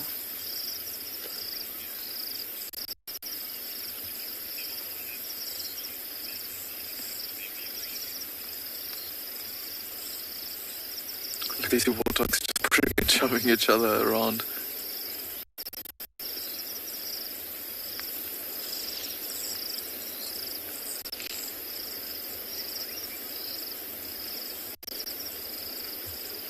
They've had enough now.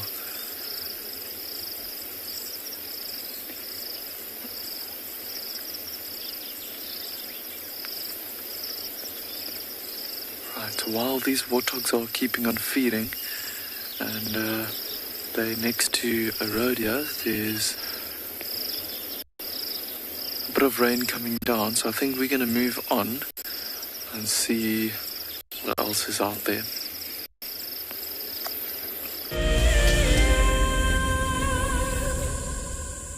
It's no secret that nature can heal.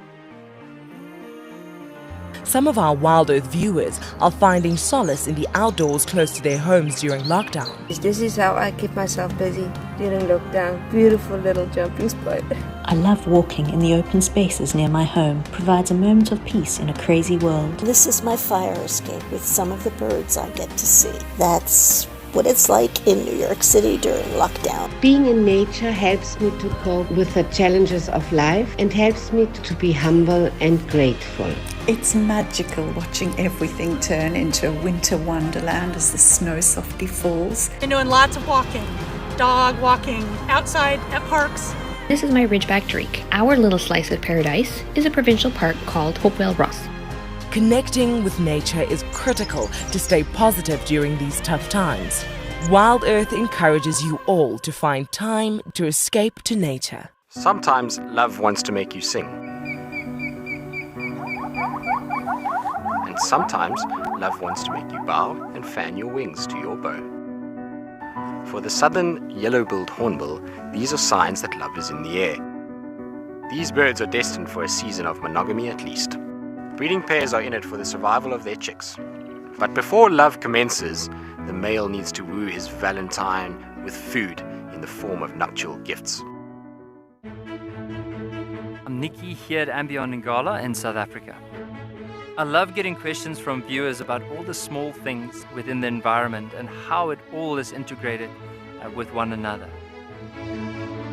If you want to ask me any questions, please simply register with the WildEarth website, head across to the Live Safari page and then post your questions there. I'm looking forward to chatting to you on my next WildEarth drive. Something very, very interesting. I didn't plan this, but this is a scene rarely seen. This is what we call a journey of giraffe. So beautiful.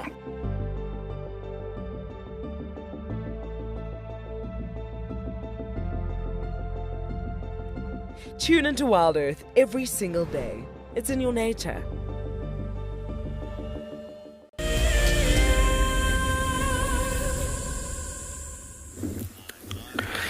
Welcome back to Tswalu. So we have literally just found a camel thorn tree that nearly almost took out our eye. It's crazy. There's some pretty hectic thorns actually on this particular tree. Now, just talking about trees in the Kalahari in general specifically, it's quite interesting because it's a desert. It's a tough environment as it is. So you're literally looking at an environment that animals and plants need to survive, specifically having adaptations as it is. So you're looking at these thorns that, as I was mentioning, this is quite sharp and straight, hectic thorns looking at you. But yeah, because this is one of the mother plants that we were talking about this morning as well, it is a high in nutritional valued plant. So this particular plant gets fed on quite a lot. So that is the reason for having this particular thorns and so. But right in the beginning of the year, talking about something completely different and being a mother plant and the functions of a mother plant, is that right in the beginning of the year, January, February, you typically get this camel thorn tree with bright, beautiful yellow flowers all over the show, specifically on the twigs that you can see coming out in certain areas, and the nodes and the internodes. And then that is what animals like giraffes and kudu and typically some of your mixed feeders like eland could feed on that, as the plant is providing that for the Kalahari that time of the year. As we get to this time of the year, getting closer to March, those yellow flowers are disappearing, but some of the seed pods will be coming out then. As Morgan is focusing there on them, you can see them actually a bit better. The seed pods will then come out, but these seed pods will literally be extremely distasteful this time of year because of that lime green color that comes out on some of them, and that is a high amount of cyanide presence in that seed pods as it is. So animals that truly belongs to the Kalahari would know, okay, they shouldn't and must not touch that seed pod. Now, what is the reasoning behind that? Because the food resource for this time of the year going over to the month of May will be the leaves of this particular tree, because then that is where they get their moisture buildup and levels from for this particular time of the year. Now, when are the seed pods then coming in use? You're typically looking at winter months. So winter months, I know there was a question about a few days ago about what is the protein levels like in grasses? Now, typically coming back to that question, you're looking at this particular plant, the seed pods of this particular tree for winter months is basically about 18 to 19, almost 20% of protein levels basically in amounts that would be present within the seed pods for that time of the year. So in the winter time in the Kalahari, you get to a point that it gets extremely cold, and to keep warm, you need a huge amount of energy buildup. So where comes energy from? Mostly from protein. So the seed pods will automatically lose the cyanide presence, and it turns grey, and that's when your Kalahari animals will start consuming it. The seed pods will then even fall off the tree, and animals like kudu would pick it up from the ground and eat it, literally like candy from a candy store on the bottom of the ground. And then the process will repeat itself towards spring, where the yellow flowers will come out, and it'll do the same thing towards the end of the year, as it will then provide different food resources right throughout the year. Now, it's quite interesting when you think about things like that happening, how this ecosystem comes together. We spoke about the oryx and the nest of the white-browed sparrow weavers this morning. Just thinking about how everything comes together. It is quite cool to think about an ecosystem being so successfully cooperating different times of the year, actually. And we can take a drive around further through the dunes and so on, and see what we can see on other plants specifically as well, that will tell us a bigger story of this particular environment as well. And yeah, because it seems like the animals are hiding a bit this morning from this wind, quite a bit. But yeah, let's continue down the road and see what else we can find.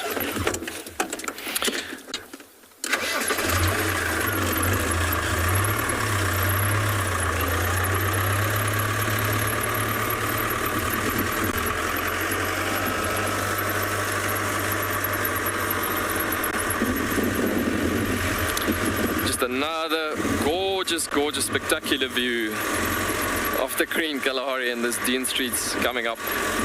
But that was a very young camel thorn tree, obviously, that we've looked at, but that one literally just nearly took out our eyes when we came past there. It was a bit of a hectic thorn. It was on the top end there. Some of them coming through on the top edge here as well.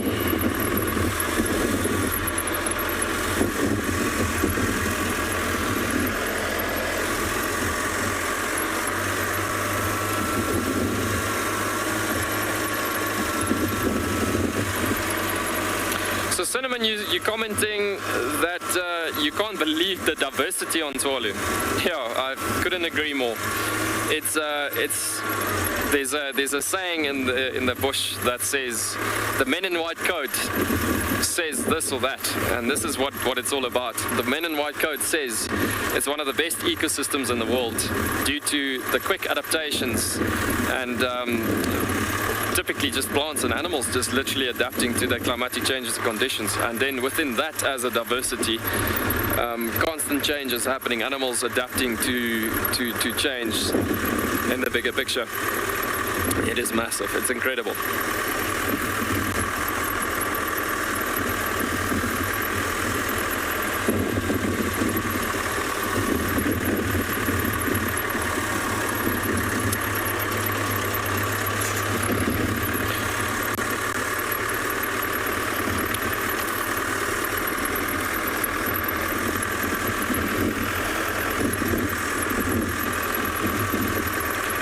So yes, there's so many things that happens throughout the different seasons, basically with animals and plants going through different changes in order to survive as well.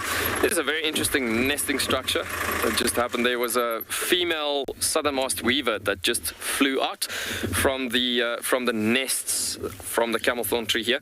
Now, as we spoke about the mother plant providing life again, here we go. There's another example happening here.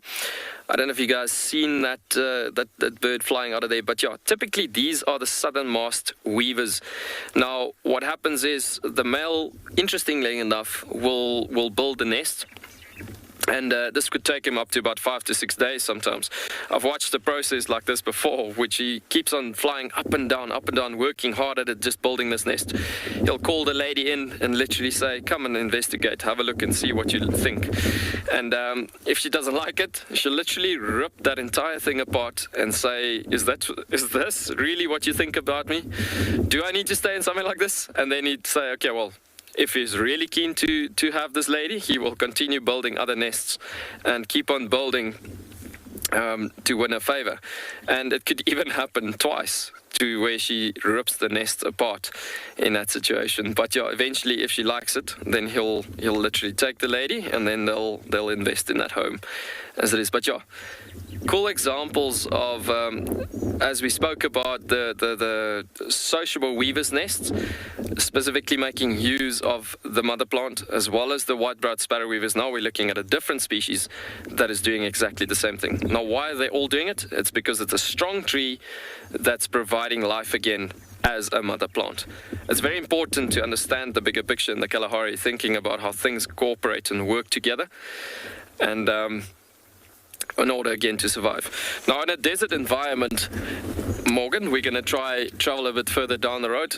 In a desert environment, it typically comes down to a situation where animals and plants rely on each other a lot, and it comes down to that specifically, that it needs to be done specifically thinking about the environment, conditions that changes over time, and knowing how to deal with it.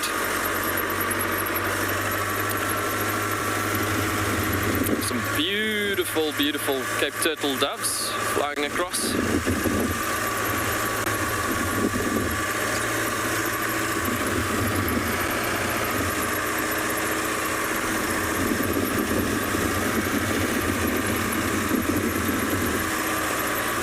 Jackie, you have just asked, have we noticed any new birds after the rain?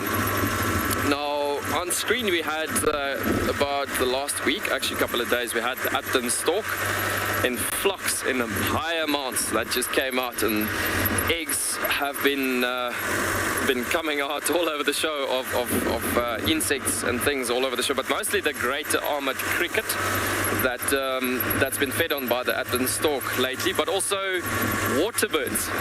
We've had some African spoonbills lately that's been coming through, but mostly the common common windbrill, which is quite cool birds. Let me have a look here. To give you a bit of an example, let me just look up this bird. But yeah, to give you an example of a common windbrill in a waterhole in the east that I've found on the eastern side of the reserve. Just have a look here quickly.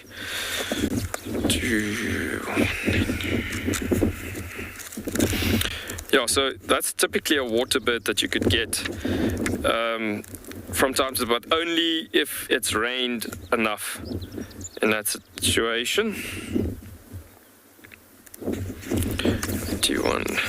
So I don't know if you can see the bird over here specifically, but this is a very uncommon bird. Now this is actually a coastal bird that lives on the coastal belts. If you look at the distribution of it all coming through on the coastal section of South Africa, and then one little star quite close to where we are, that's typically where you could get the odd situation. So the last time I've seen this particular bird was about 4 years ago, roughly, when we had one flood of rain coming through about 4 years ago. And about 3 days ago, I've literally seen this particular bird again. So yeah, pretty cool actually looking at it. Very interesting actually. So if you look at the beak or the bill of this particular bird, you'll see it's like a longish recurved bill, and this is what is known as a prober feeder.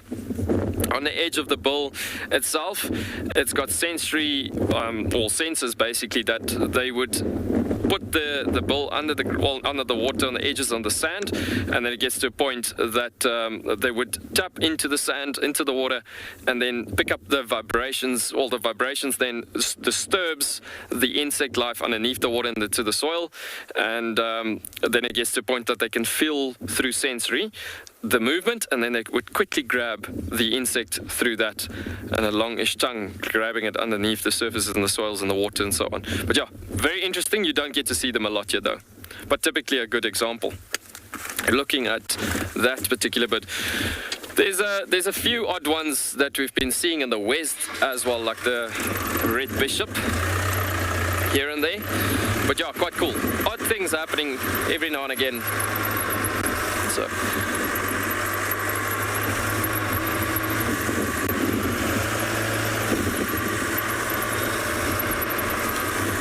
And that's purely just...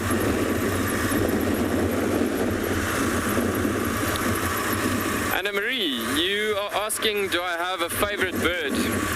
Now, definitely one of my favorite birds in this particular area is actually a southern ant-eating chat. Because I'll tell you the reasoning behind it. It's not really because of beauty specifically, but also the behavior. It's mostly to do with the behavior as it is. And in an open area like this, in the dunes, if you look at the base edges of this particular area of these bushes, these bush clumps coming together, that's typically in the Kalahari. I don't know if you've noticed that we do not have the big termitorium or the big termite mounds that is around in this area. And so it's generally at the bases of these bushes and so on, you get the harvested termites. So we don't have the snouted harvesters. And typically in areas like this is where we come and look for aardvark and pangolin in this particular area. And so we joke with that particular bird that you asked the question about, the southern ant-eating chat, is that in winter months, they're a dead giveaway for those rare species like aardvark and pangolin, because it comes down to the situation that 5 or 6 or 7 of them would hop up and down from the grasses in the plants and the dunes, specifically close to these base edges of these bushes, where the aardvark will find their food resources. And then it gets to a point that they will then just follow the aardvark and pangolin around. Then if you sometimes see in an area where the grasses are too much, it comes down to a point that they are a dead giveaway to, okay, that animal's definitely there or whatever, because the aardvark would dig up the surface and leave in quite a lot of remains of a few termites and ants being present in that particular spot. And then it gets to a point that they could just gain in a form of commensalism through that symbiotic relationship, where it doesn't really affect the aardvark at all, but the ant-eating chat is benefiting from that. So yeah, very cool actually in an area like that you're asking a question like that. We had a few oryx far off in the distance, but it's a bit far for us to catch on the camera for now, but yeah. Gorgeous. And then on the other hand, I would say the African fish eagle. We get those like once in a blue moon in the mountains, especially where we got our springs running, especially now, like now, time like now, we've had all of this rain. I mean, we've had well over 600 millimeters of rain in this rainy season already. So I mean, that's like twice our annual rainfall. So it'll have automatically our springs in the mountains flowing very effectively, and that obviously will bring sometimes the odd occasional African fish eagle coming over. But yeah, I think I've seen like one in this part of the Green Kalahari once. But yeah, eagles are always very, very beautiful. There's something quite interesting happening here. I don't know if you've seen. Don't know if you've seen this particular mole rat mounts that is actually here, or these mounts that you might have seen before. The thing is, we spoke about the Damara mole rats earlier on, as it is. This is what their housing actually looked like, with these little, like can I say, diggings, well, dig-ups. So what you'll see is there's little tubes of chambers, and so the way they work is that their teeth is designed specifically for digging out these tunnels underground. And if you look at it, they're all in a row.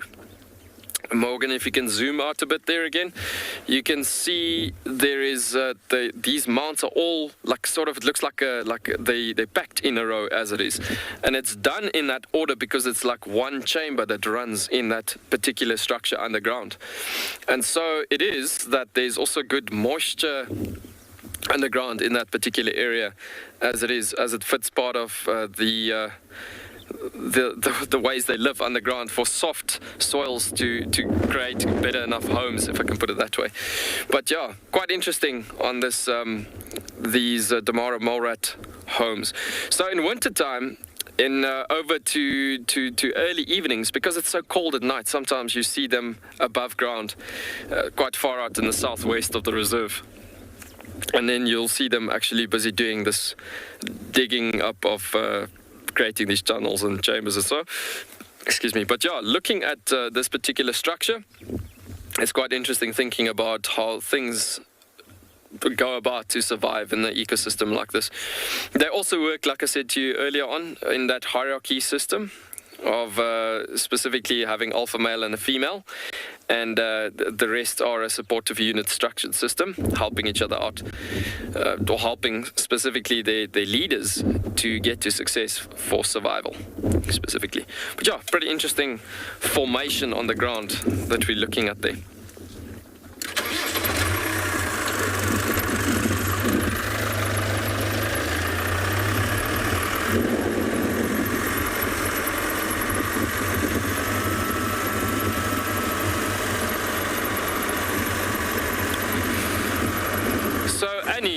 You have just asked, is Tswalu very different from Botswana Kalahari specifically?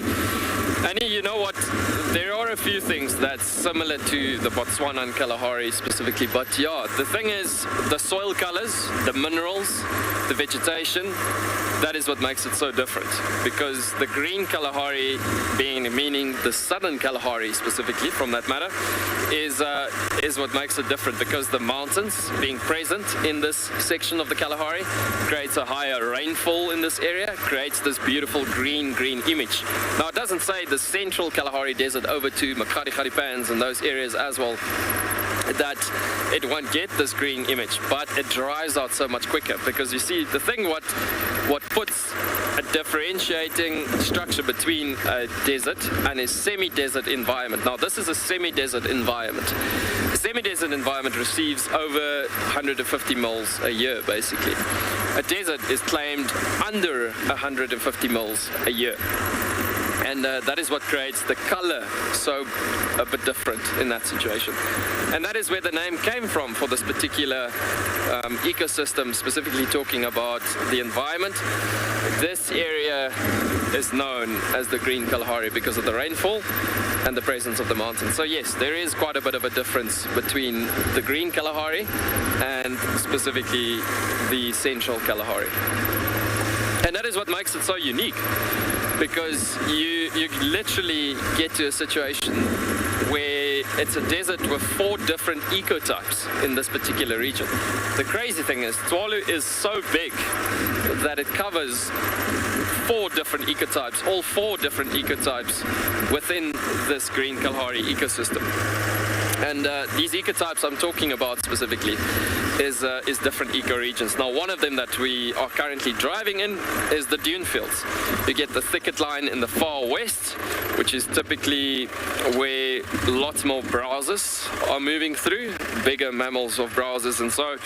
And then you get the mountains, the valley sections in between.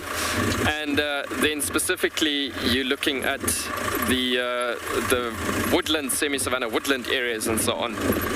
Eastern sections of the reserve are a bit different to the western sections as opposed to the northern sections and the southern sections as it is, but it's all due to those 4 different ecotypes that comes through. And so because you have these 4 different ecotypes on the reserve, well, specifically in the whole of the Green Kalahari's ecosystem, you get to a point that you get many different species. Coming back to what we said, what we spoke about earlier with the diversity in the Kalahari. Many different species of mammal life as well as bird life. And specifically talking about high-profile species like African wild dog, to cheetah, to the desert lions that you've been seeing before as well, and so there's many more. So, I mean, from the meerkats to aardvark to pangolin, it's brown hyena, aardwolf. These are all just animal species that occurs all in one spot. I mean, that was just a high-profile species, but as you've been looking at the last couple of months, looking at the general game that even occurs here, that is what makes such a huge difference in the Green Kalahari as opposed to the rest of the Kalahari, because there's more nutrient availability in this particular environment, and nutrients means life. There's a saying my granddad always used to say, or still saying to me, water brings life. And that it is and true indeed. I've just seen a very interesting plant here in this particular environment. Gonna have a look at this one. So we're seeing this plant on our right hand side here. Morgan, if you can zoom in just a tiny bit more on this particular plant. Now, what's quite interesting about this plant, it's quite in abundance in certain areas and so on, but specifically in the dunes. And the reasoning behind that is actually a pioneer plant. And this pioneer plant is known as a elandsbean, or in Afrikaans, a elandsboontjie. And what this comes down to is it's this fern-like look that it is. It's actually quite dense. So this density to this particular plant comes to a situation that it catches the grass seeds and gathers grass seeds as well as other plants that is good for the environment in this particular area. Now, an animal that fed on sweet grass species in a certain area could have walked through here. It then defecates in a certain area. That dung will dry out and the seeds will blow over the area, and then the plant will catch the seeds as it is, and typically it'll reseed the area, if I can put it that way. Some of the environments on Tswalu, as it was old farmland in the past and so on, it gets to a point that it was sometimes quite disturbed, like overgrazing in certain areas. The good thing about Tswalu is today that it's quite an old reserve, so most of it has recovered quite nicely. But coming back to the plant itself, this particular plant is so high in tannin content that there is not much animals that actually touches it. So the animals that truly belongs in the Kalahari wouldn't really touch this plant at all, because they know it's so distasteful that there's no point in eating it. Again, we're coming back to a particular point that animals need to know, well, they know exactly when to use specific plants, why are they using it, because it's all coming back to energy levels that needs to be gained at the right time, the right place.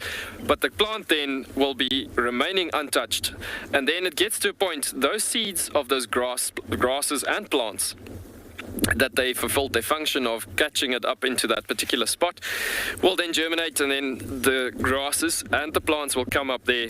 And nature's so special in the Kalahari that it comes down to a situation that eventually, if those plants are flourishing again from the pioneer plant function, then it automatically, it will dry out and it becomes these little sticks. But then nature will be recovered in that particular situation. Year after year, you will still get this elandsbeen or elandsboentjie coming out in certain areas, but it's nature's way to recover. Now, often from a conservational point of view, the questions would come up, what do you do to recover a disturbed piece of land or whatsoever? The best thing of it all is, if you got such a nice piece of land, like Tswalu, for instance, I mean, we're literally talking about a landscape that is the size of small countries in the world, basically. But yeah, the nice thing is that there's enough land, and there's enough land to recover by itself. So you don't really want to interfere at all, because nature will, at the end of the day, take care of itself in that situation. But yeah, a very cool looking plant actually in this environment. Thinking about how successful this ecosystem is actually in doing what it needs to do, once again, to get to great survival and success. Cool, let's keep on driving down the road here, see what else we can see down here.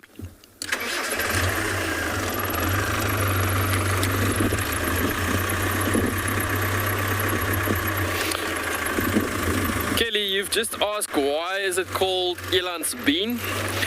I'm just going to reverse back here quickly and I'll give you exactly why it's called elandsbeen. Just below here I've actually seen a seed pod. Morgan is just going to find it there for you quickly.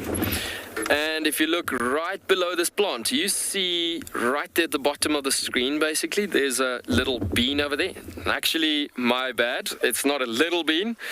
It's a pretty rather large sized bean, actually.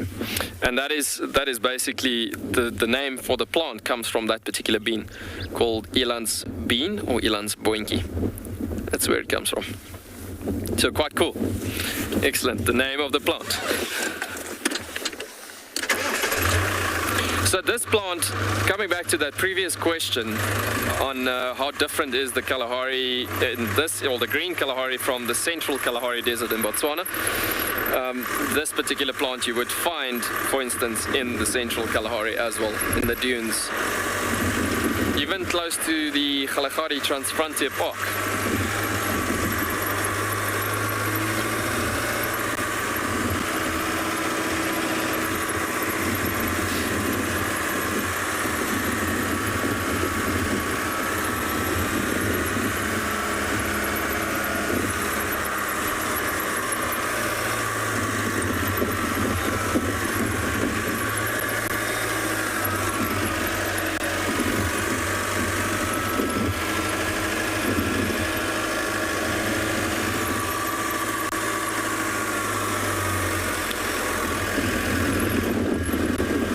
Animals are really trying to hide a bit this morning. This wind is just not slowing down. The clouds have cleared a tiny bit now, but I was kind of hoping that the wind would slow down along with the wind as the sun would come up a bit more, but yeah, it seems like the wind is going to stick with us a bit today.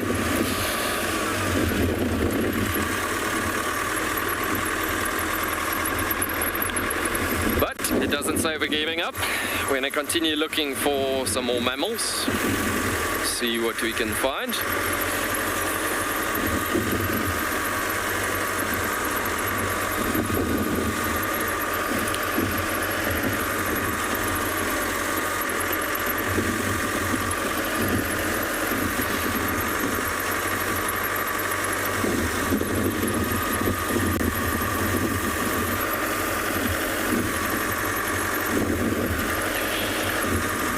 folks, just to remind you as well, the other locations, other reserves that we doing this beautiful safari live from beautiful different places around South Africa. They're currently undergoing quite a bit of rain coming through, so we're going to be sticking a tiny bit longer with us in the Kalahari. And then also, if you're keen to ask some more questions, you're welcome to go ahead. Like I said previously, with regards to sending your questions to #WildEarth at FC in front of your question.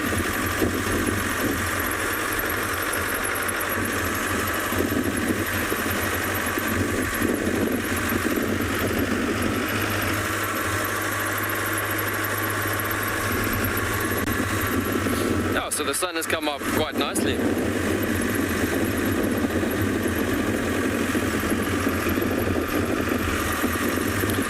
Roaming rhino, you've just asked what is the most frightening experience I've had in the wild.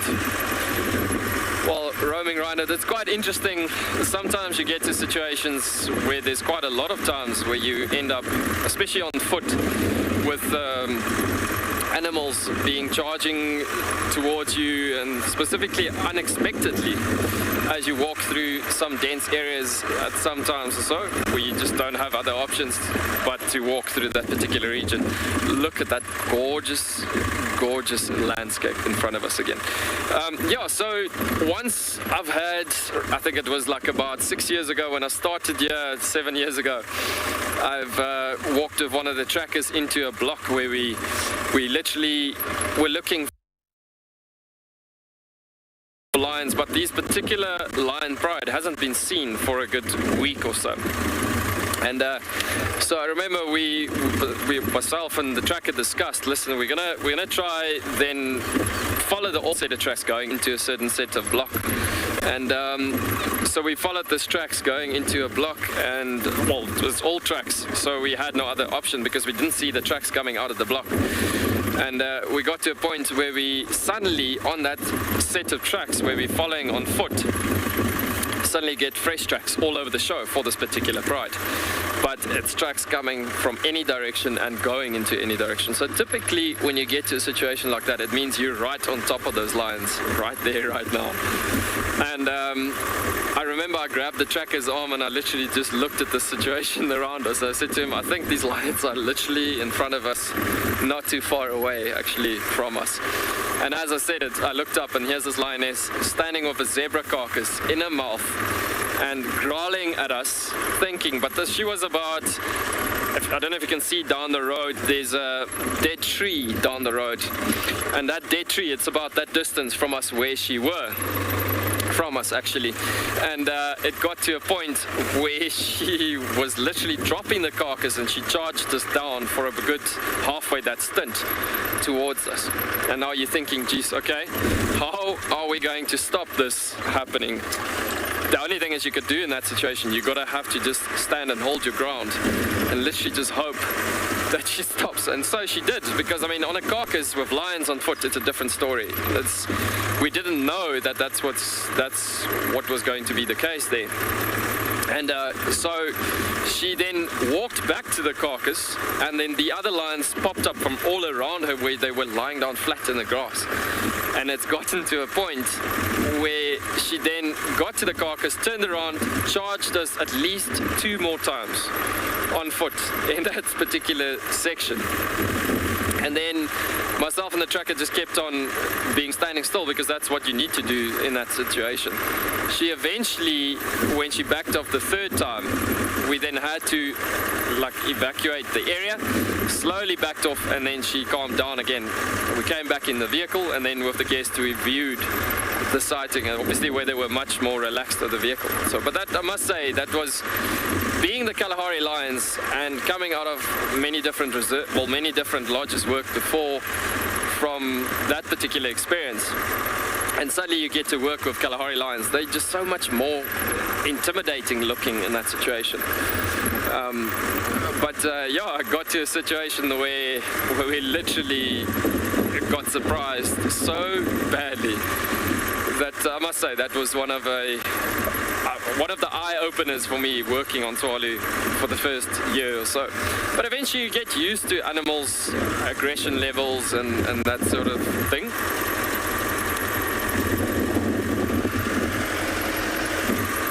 Yeah, so I mean it's incredible actually thinking about how things comes together in an environment. But at the end of the day, I mean I've been guiding about almost close to 10 years now, and you eventually get used to certain things in nature and just how to deal with it. There's nothing to be afraid of at the end of the day. Just respect being shown.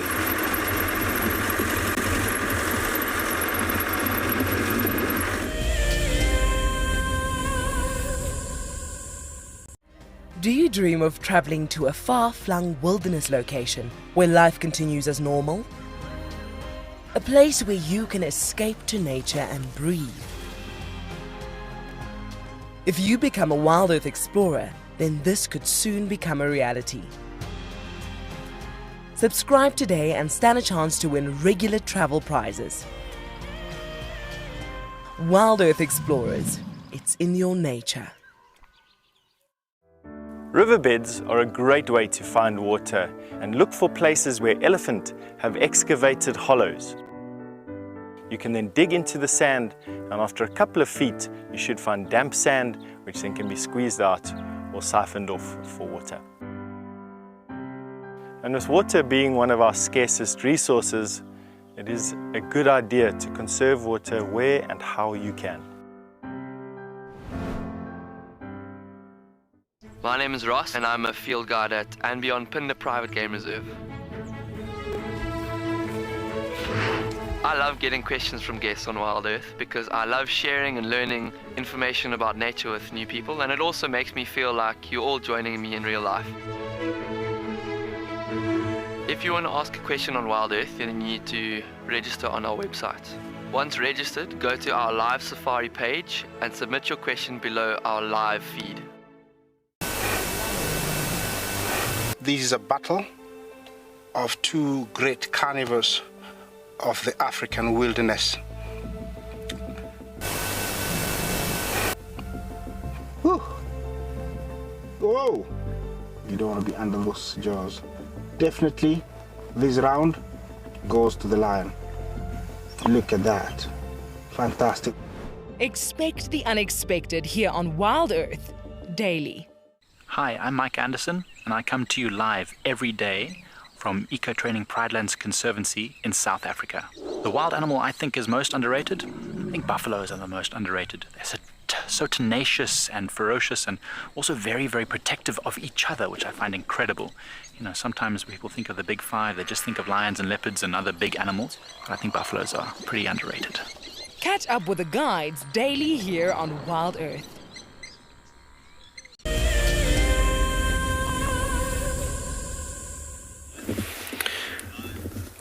Welcome back, guys. So if we look at that beautiful, beautiful flowers that we have on the ground here, this is something quite interesting that tells, well, it literally touches a bit of the history of this particular environment.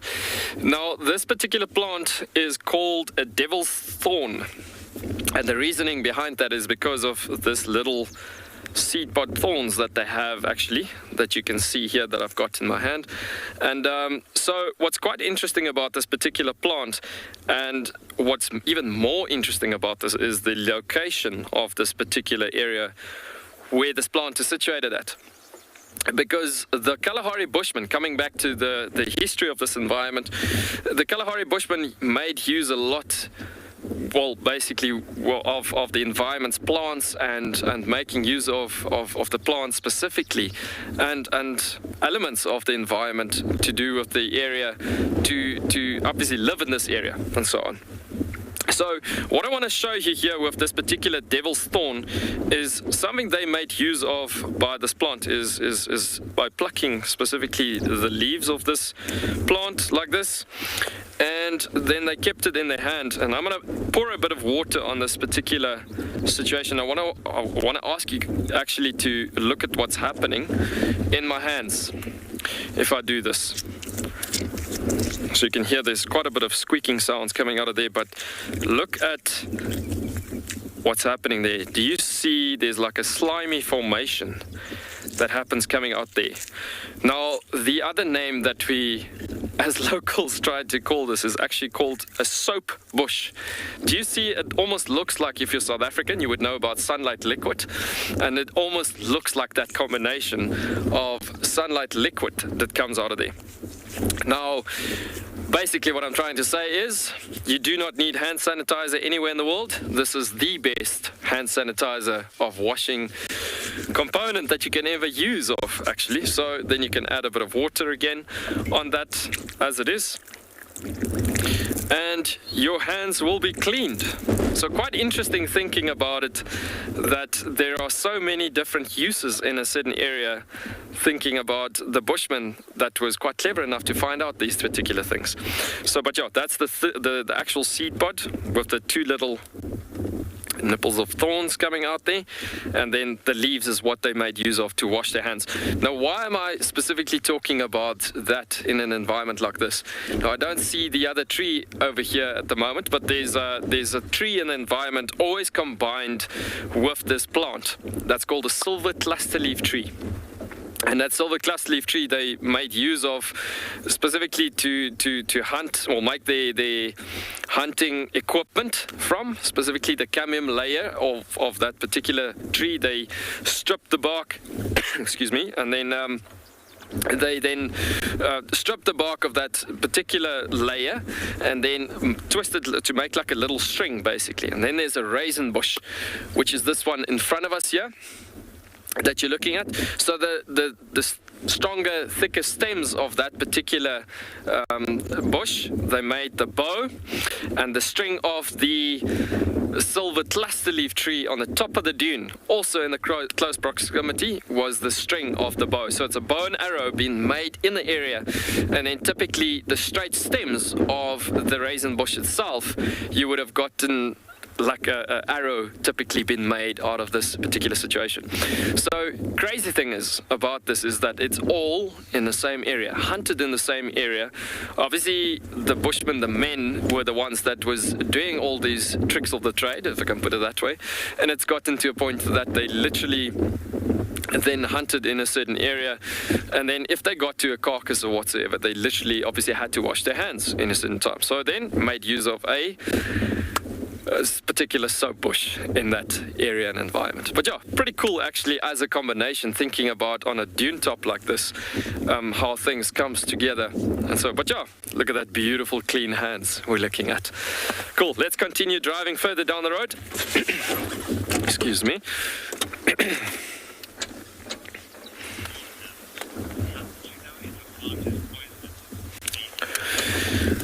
So Lisa, you just asked a question. How would you know that a plant is potentially poisonous?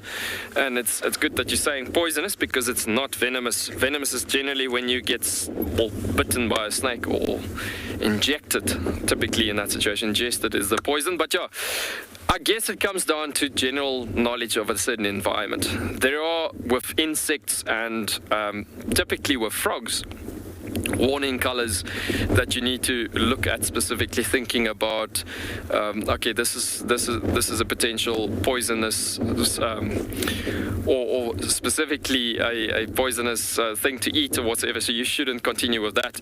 But general knowledge is very important, and very, very important, specifically of an environment that you're in. So if you think about a situation where you're looking at an area, it's always good to familiarize yourself first with a certain given environment and get to know or sharpen up on your general knowledge. With plants, it is what it is. You got to just learn more. Do your study work at home. That's pretty much what it comes down to. Colors and coloration of plants with flowers, it will talk, well, it speaks up more about the environment, conditions, and so on. Colors of flowers. Like the color yellow if you got a color yellow on flowering plants specifically, like in abundance in a certain area, like you get some of the tribulus families in this particular environment, if it's covering like an entire area where it's almost the only plant in that area, it comes down to the situation that you literally can say, okay, well, that was disturbed. That is a disturbed area. So it's one of the pioneer plants also trying to recover the environment as it is from overgrazing, typically, just as an example, basically. When you get the color purples and whites and all of that coming into this area, it comes more to the situation of it says it's getting closer to sweet felt and moving away from a bad felt condition. So typically, if you look at this environment, it's in a really much better condition, if I can put it that way. Cool. Thanks for that question. Let's continue going on. So we're just gonna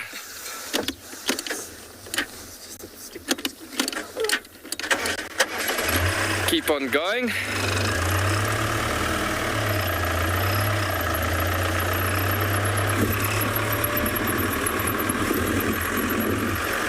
But yeah, quite interesting thinking about how the Kalahari Bushmen that were travelers coming through this particular environment, traveling from areas to areas, utilizing certain elements for survival, just like the animals and plants are doing for a particular region like this. So if you think about the bigger picture, it's quite interesting that they never stayed for longer than a week to 2 weeks in a given area. Here's our yellow flowers that we were talking about. All over the show, some beautiful yellow flowers. Now these flowers that's coming up here is the small rattling pot. Small rattling pot, part of the pea family. It's a pity that you guys couldn't smell. If you could have actually broken open one of the seeds of the small rattling pot. It actually smells like peas. So yeah, it's really cool. But yeah, some of the pioneers doing their work again in this particular environment, trying to recover. But yeah, as I was saying with the Bushmen, so as they stayed for about up to 2 weeks in a certain area in the Kalahari, it got to a certain situation that almost they're thinking like animals. So animals don't and never, wild animals never overutilize a certain area. If they see, okay, it gets to a point where the tannin content in plants as a defense mechanism becomes too high, then it gets to a point that they will shift and leave the area and go to an area that is a bit more higher in nutritional value. And it's getting to a point that they gotta just have an area to relax, actually, where they've been going into. Obviously for the recovery and returning to normality and gaining its right nutritional values again and whatsoever. But yeah, so the Bushmen were actually working in that situation because that's how they thought about life. We cannot overutilize because then there will be nothing left for the future that we have to live in this green Kalahari concept. But the Bushmen, on the other hand, didn't just live in the green Kalahari. They migrated from the south of the Kalahari all the way to the north in Namibia, through Botswana, all the way through as it is. So there's no overutilization happening anywhere you go. Another stunning sociable weaver's nest coming up in front of us here.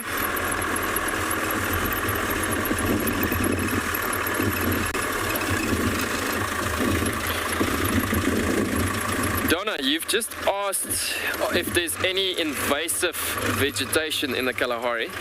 Donna, there's some possibilities of the mesquite prosopis, and that's generally where you could get typically where there was an old farmhouse on a farmland close by. Like Tswalu was bought up specifically from farms that got sold onto the property basically, and so that's how the property grew so big, from farms that extended the property size.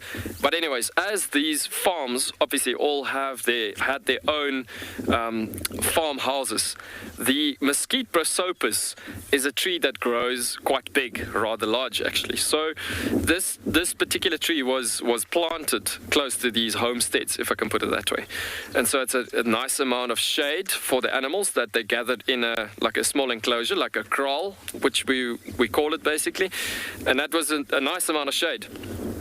You know what, the Kalahari 60, 70 years ago in some areas were looking quite hectic through other droughts that it's been going through and so on. And some of the trees didn't provide enough shade at that given point in time. So lots of these big trees were planted at that time.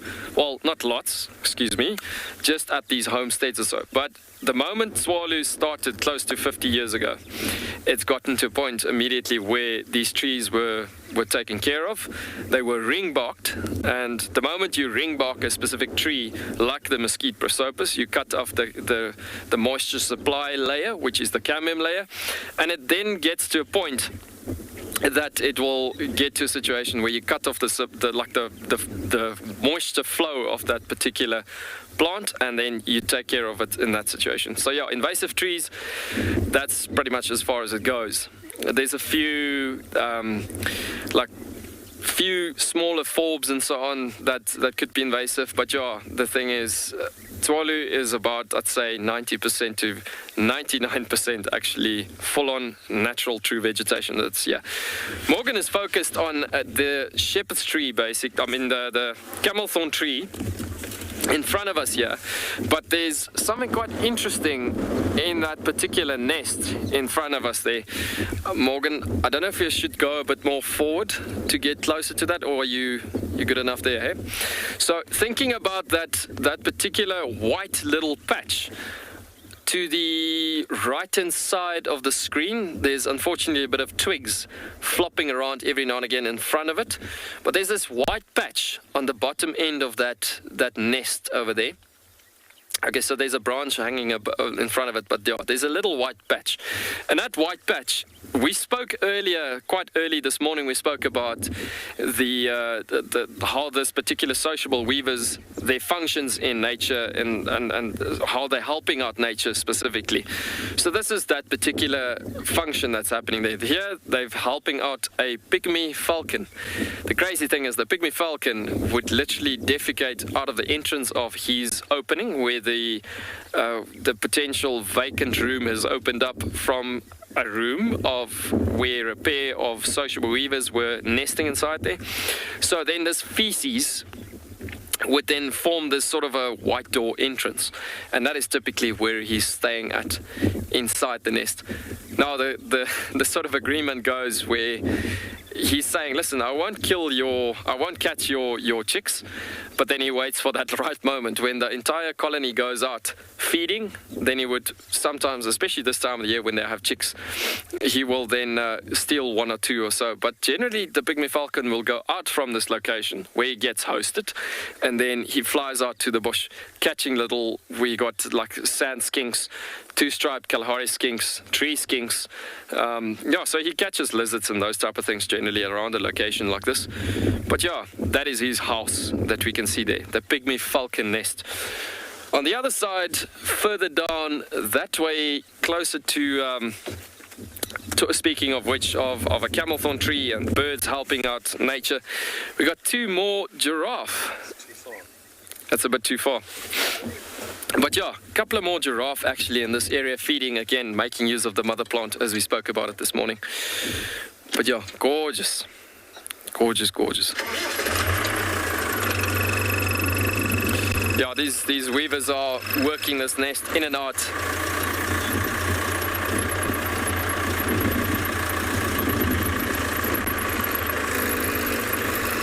Benji, you've just asked if insects would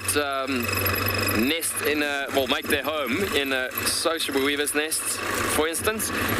I've seen actually wasps making nests on the edges of these nests itself and so on.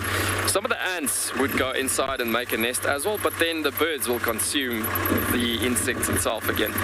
It doesn't happen often, but yes, I've seen it before happening actually. But then it goes furthermore down the line where you could easily get to a situation of of a specific situation where you have had slender mongoose or even yellow mongoose at times climbing a tree up the nest and literally then getting to the top end and literally snatching these insects or trying to get these bugs out in the top, especially in a dry season or so. Like dry season is one thing, but in droughts, for instance, that we've had before, droughts and drought seasons that we've had here before, we've seen the funniest things and the most interesting things happening, where we typically get to a situation where these animals do funny behavior, well, get to funny actions and behaviors and so on. It gets to a point where you literally get a mongoose climbing a tree just because the food resources are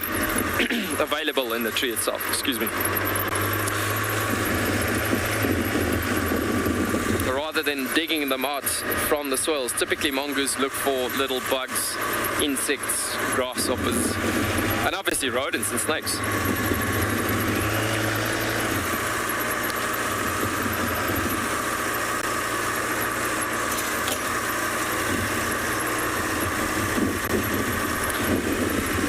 Rachel, you have just asked how long would it take a colony of those sociable weavers to build a nest like that.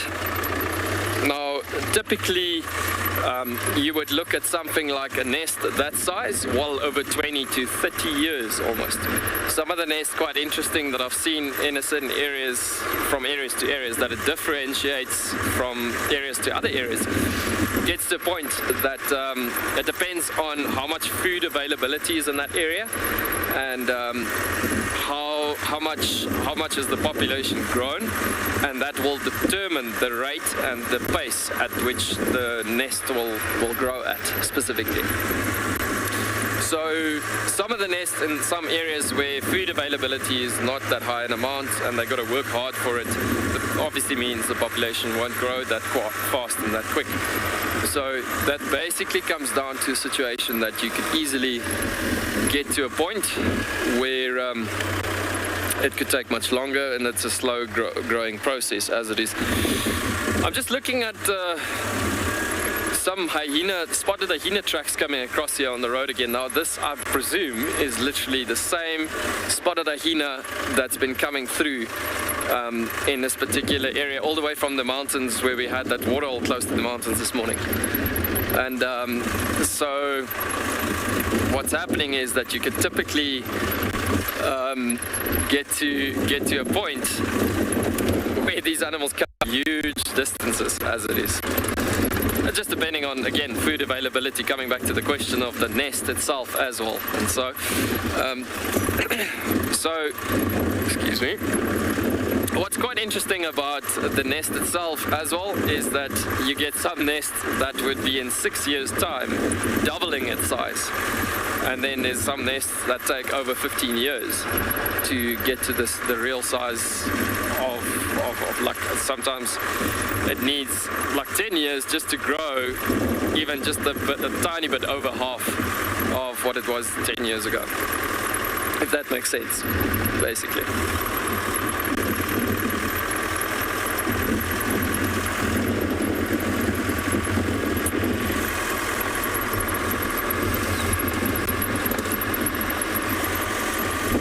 Yeah, this temperature is going down.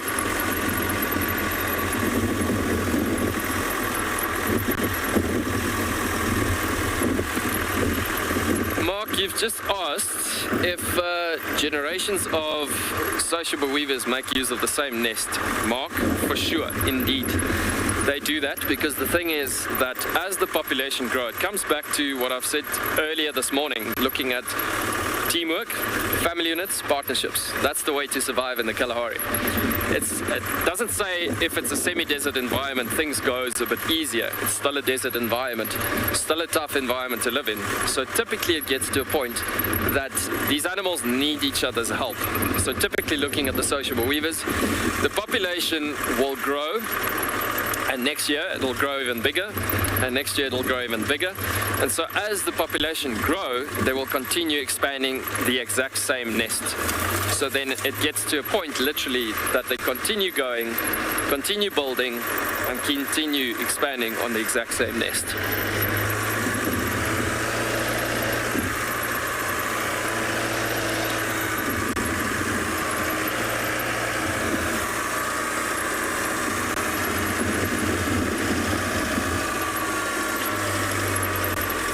Yeah, so as we're coming over those dune tops, I'm seeing quite a lot of oryx and eland, but within a kilometer's distance, a bit too far for us to catch there on a distance or so. But yeah, there's a lot of animals hiding in these dune streets. Actually, we're finding more and more species here. Actually, lots more eland in this area, but it's on more than a kilometer's distance at some points.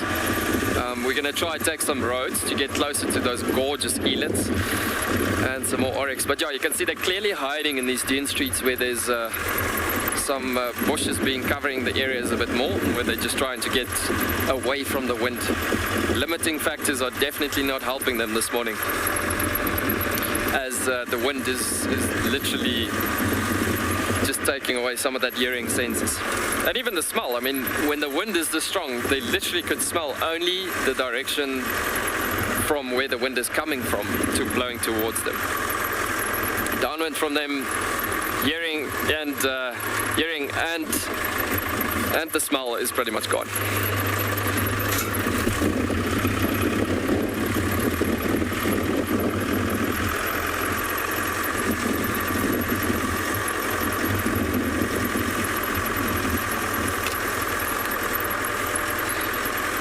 So Kate, you've just asked one of my favorite questions. You've just asked if wild dogs is my favorite animal and why. So the thing is, wild dogs is, I'd say, one of my favorite animals for sure. I mean, it's most probably one of the most difficult questions as well, because there's a lot of special animals in the Kalahari. But something about dogs that is so special is specifically that family unity. You see, wild dogs work in a situation where, again, we're coming back to that hierarchy system where it's alpha male and female, beta male and female, and so it basically says first in line leaders, second in line leaders, and then you get your supportive unit, secondly coming in lastly supporting that leadership.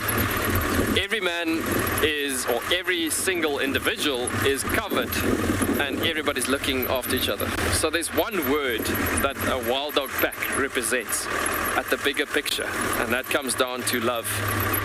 They all represent so much love for each other. Say, for instance, a wild dog individual member, for instance, gets injured from a specific pack. They will have one specific dog that will stay behind with that particular dog that got injured, while the rest of the pack will go out and hunt and catch something, obviously in a distance away from where they left those dogs behind, come back to where that can I say, a babysitter situation happens, and then it becomes a bit gross there in that situation. Then they start regurgitating meat for the injured dog as well as the babysitter in that situation. So there's, I guess it comes down to, they take care of each other so deeply and operate in love together, and I guess that's the thing. But on top of that all, wild dogs are really, really beautiful animals. In South Africa, you get like 3 different species, subspecies of wild dogs, which is basically your northern species. Then you get your central eastern section of the country wild dog, and then you get like your northwestern corner of South Africa typically. And these particular regions, you get, for instance, Kruger side, it's quite dark dogs. You get like blackish, quite a lot of colors of black coming in that particular area, and black, tiny bit of tints of white, and tiny bit of yellows coming through. If you come over to Eastern Cape, Eastern Cape specifically, over to KwaZulu-Natal and those areas, you could get a bit of a combination between whitish and blackish, darkish dogs. In the Kalahari, you get a nice combo, but then there's sometimes a bit more of a representation of more yellow colors coming in and so on.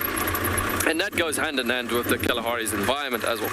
But on a complete different note, when you look at wild dog populations in South Africa, I mean, the population have been fluctuating so much in Africa that 2 years ago it was coming up to about 500 dogs in this country in the wild. I mean, that's already that's already quite endangered. That's extremely endangered looking at the numbers, and that's outside the meta population in Kruger basically, for instance. But when you're looking at now, the numbers keep on fluctuating. So one year it's 450 dogs, other year it's 350 dogs, and then because it gets to a situation that these dogs do get affected by canine distemper and rabies, actually, because they're carriers of these diseases as it is.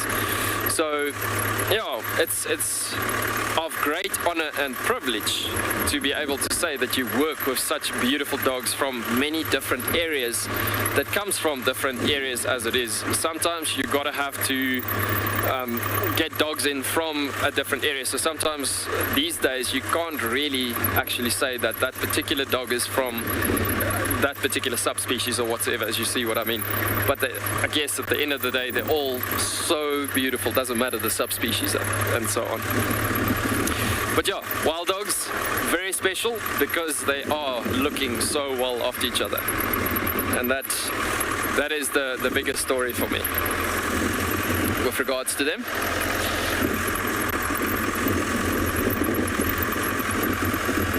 They're a pretty good example for us as mankind today as well.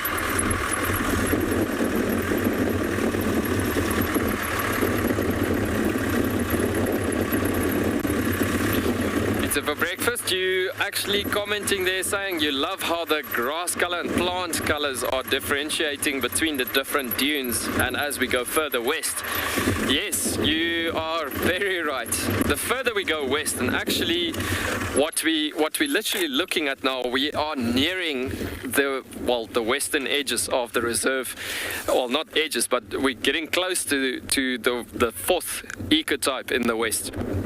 And in the west, it's some of the last remains of the inland ocean that used to be in the green Kalahari. Now, this all, once upon a time, used to be underwater because it was a freshwater inland ocean that used to be here. And the last deposits of the inland ocean that was in this particular area and region is still basically present in this western sections of the reserve. And so that automatically, with the minerals that is present within these salt pans and calcrete soils that you get in this area, is a high presence of that particular, what I said about the calcrete. You'll get like limestone, but mostly the calcrete salt pans being the remnants of that last deposits of the inland ocean. And so the presence of those particular minerals in these soils, you'll get to a situation where the vegetation will change because of the rock minerals being present in this area.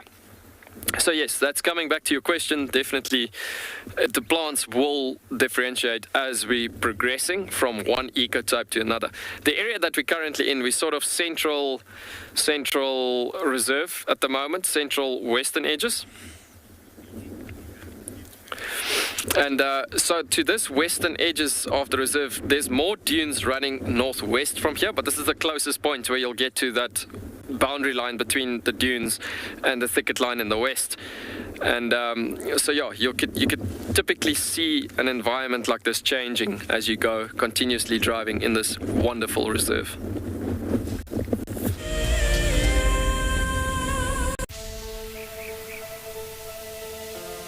How insane is that animal?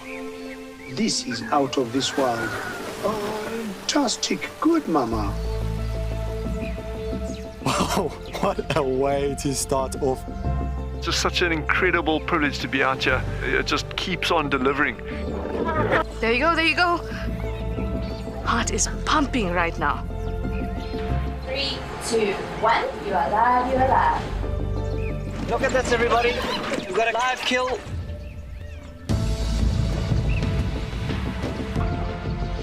The croc's holding the tail, it's holding tight. Lucky wildebeest. There's nowhere to go. This is a disaster in the making.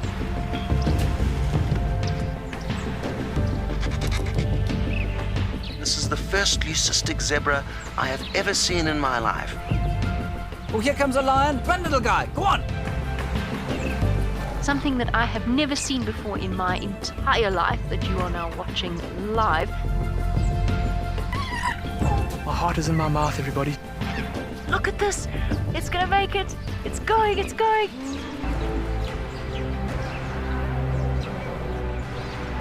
This is just too magical. Hi, little guys. That's great, isn't it?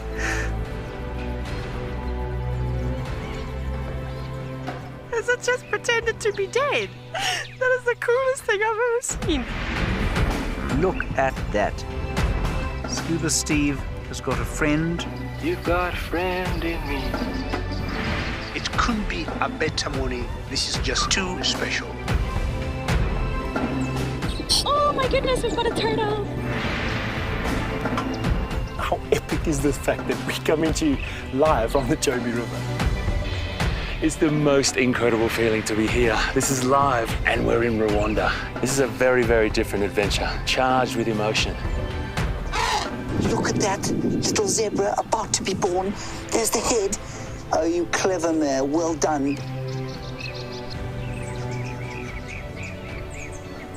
I did not think I would ever face my fears like this.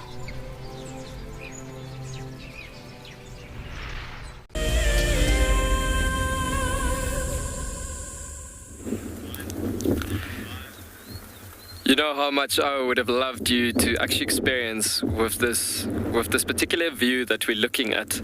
Just wanted you to be here specifically experiencing, yes, the wind is quite strong and everything, but just looking at this wonderful landscape, just thinking about how magical this ecosystem is and thinking about how everything exists in this particular environment. I mean, it's just so gorgeous. What I'm going to do is I want you to actually look at this area and just we're gonna have a moment of silence and just listen. Just see whatever you can listen. I know you're going through camera and sounds and audios and things at the moment, but I want you to listen and just observe. And just try to look at and try to feel what I'm feeling at the moment looking at this ecosystem.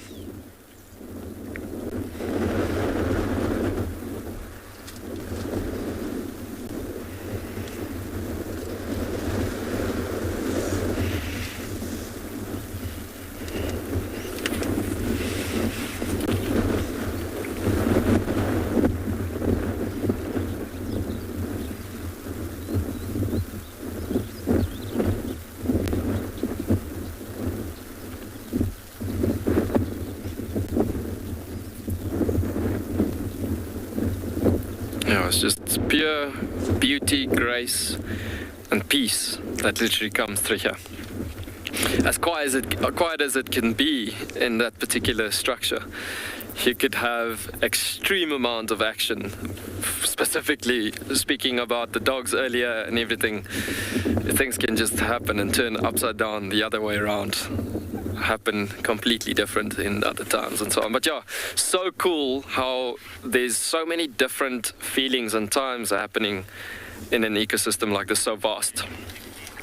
So thinking about it, it is really special seeing what we're seeing and what we really been privileged with, well, that we are so privileged enough to actually being able to experience this and being part of a conservation concept being rather large, so big as what's happening on this particular game reserve. Especially worked on many other reserves, worked for many different lodges before, where there's different conservation concepts happening. But I'll tell you, out of a guiding point of view, to be part of something like this is just so special. So thank you for joining us for this morning safari. We're going to be live on your sunset safari this afternoon again, with a couple of the eastern section of the reserve on the other side. But yeah, see you Central African time this evening again at 4 o'clock.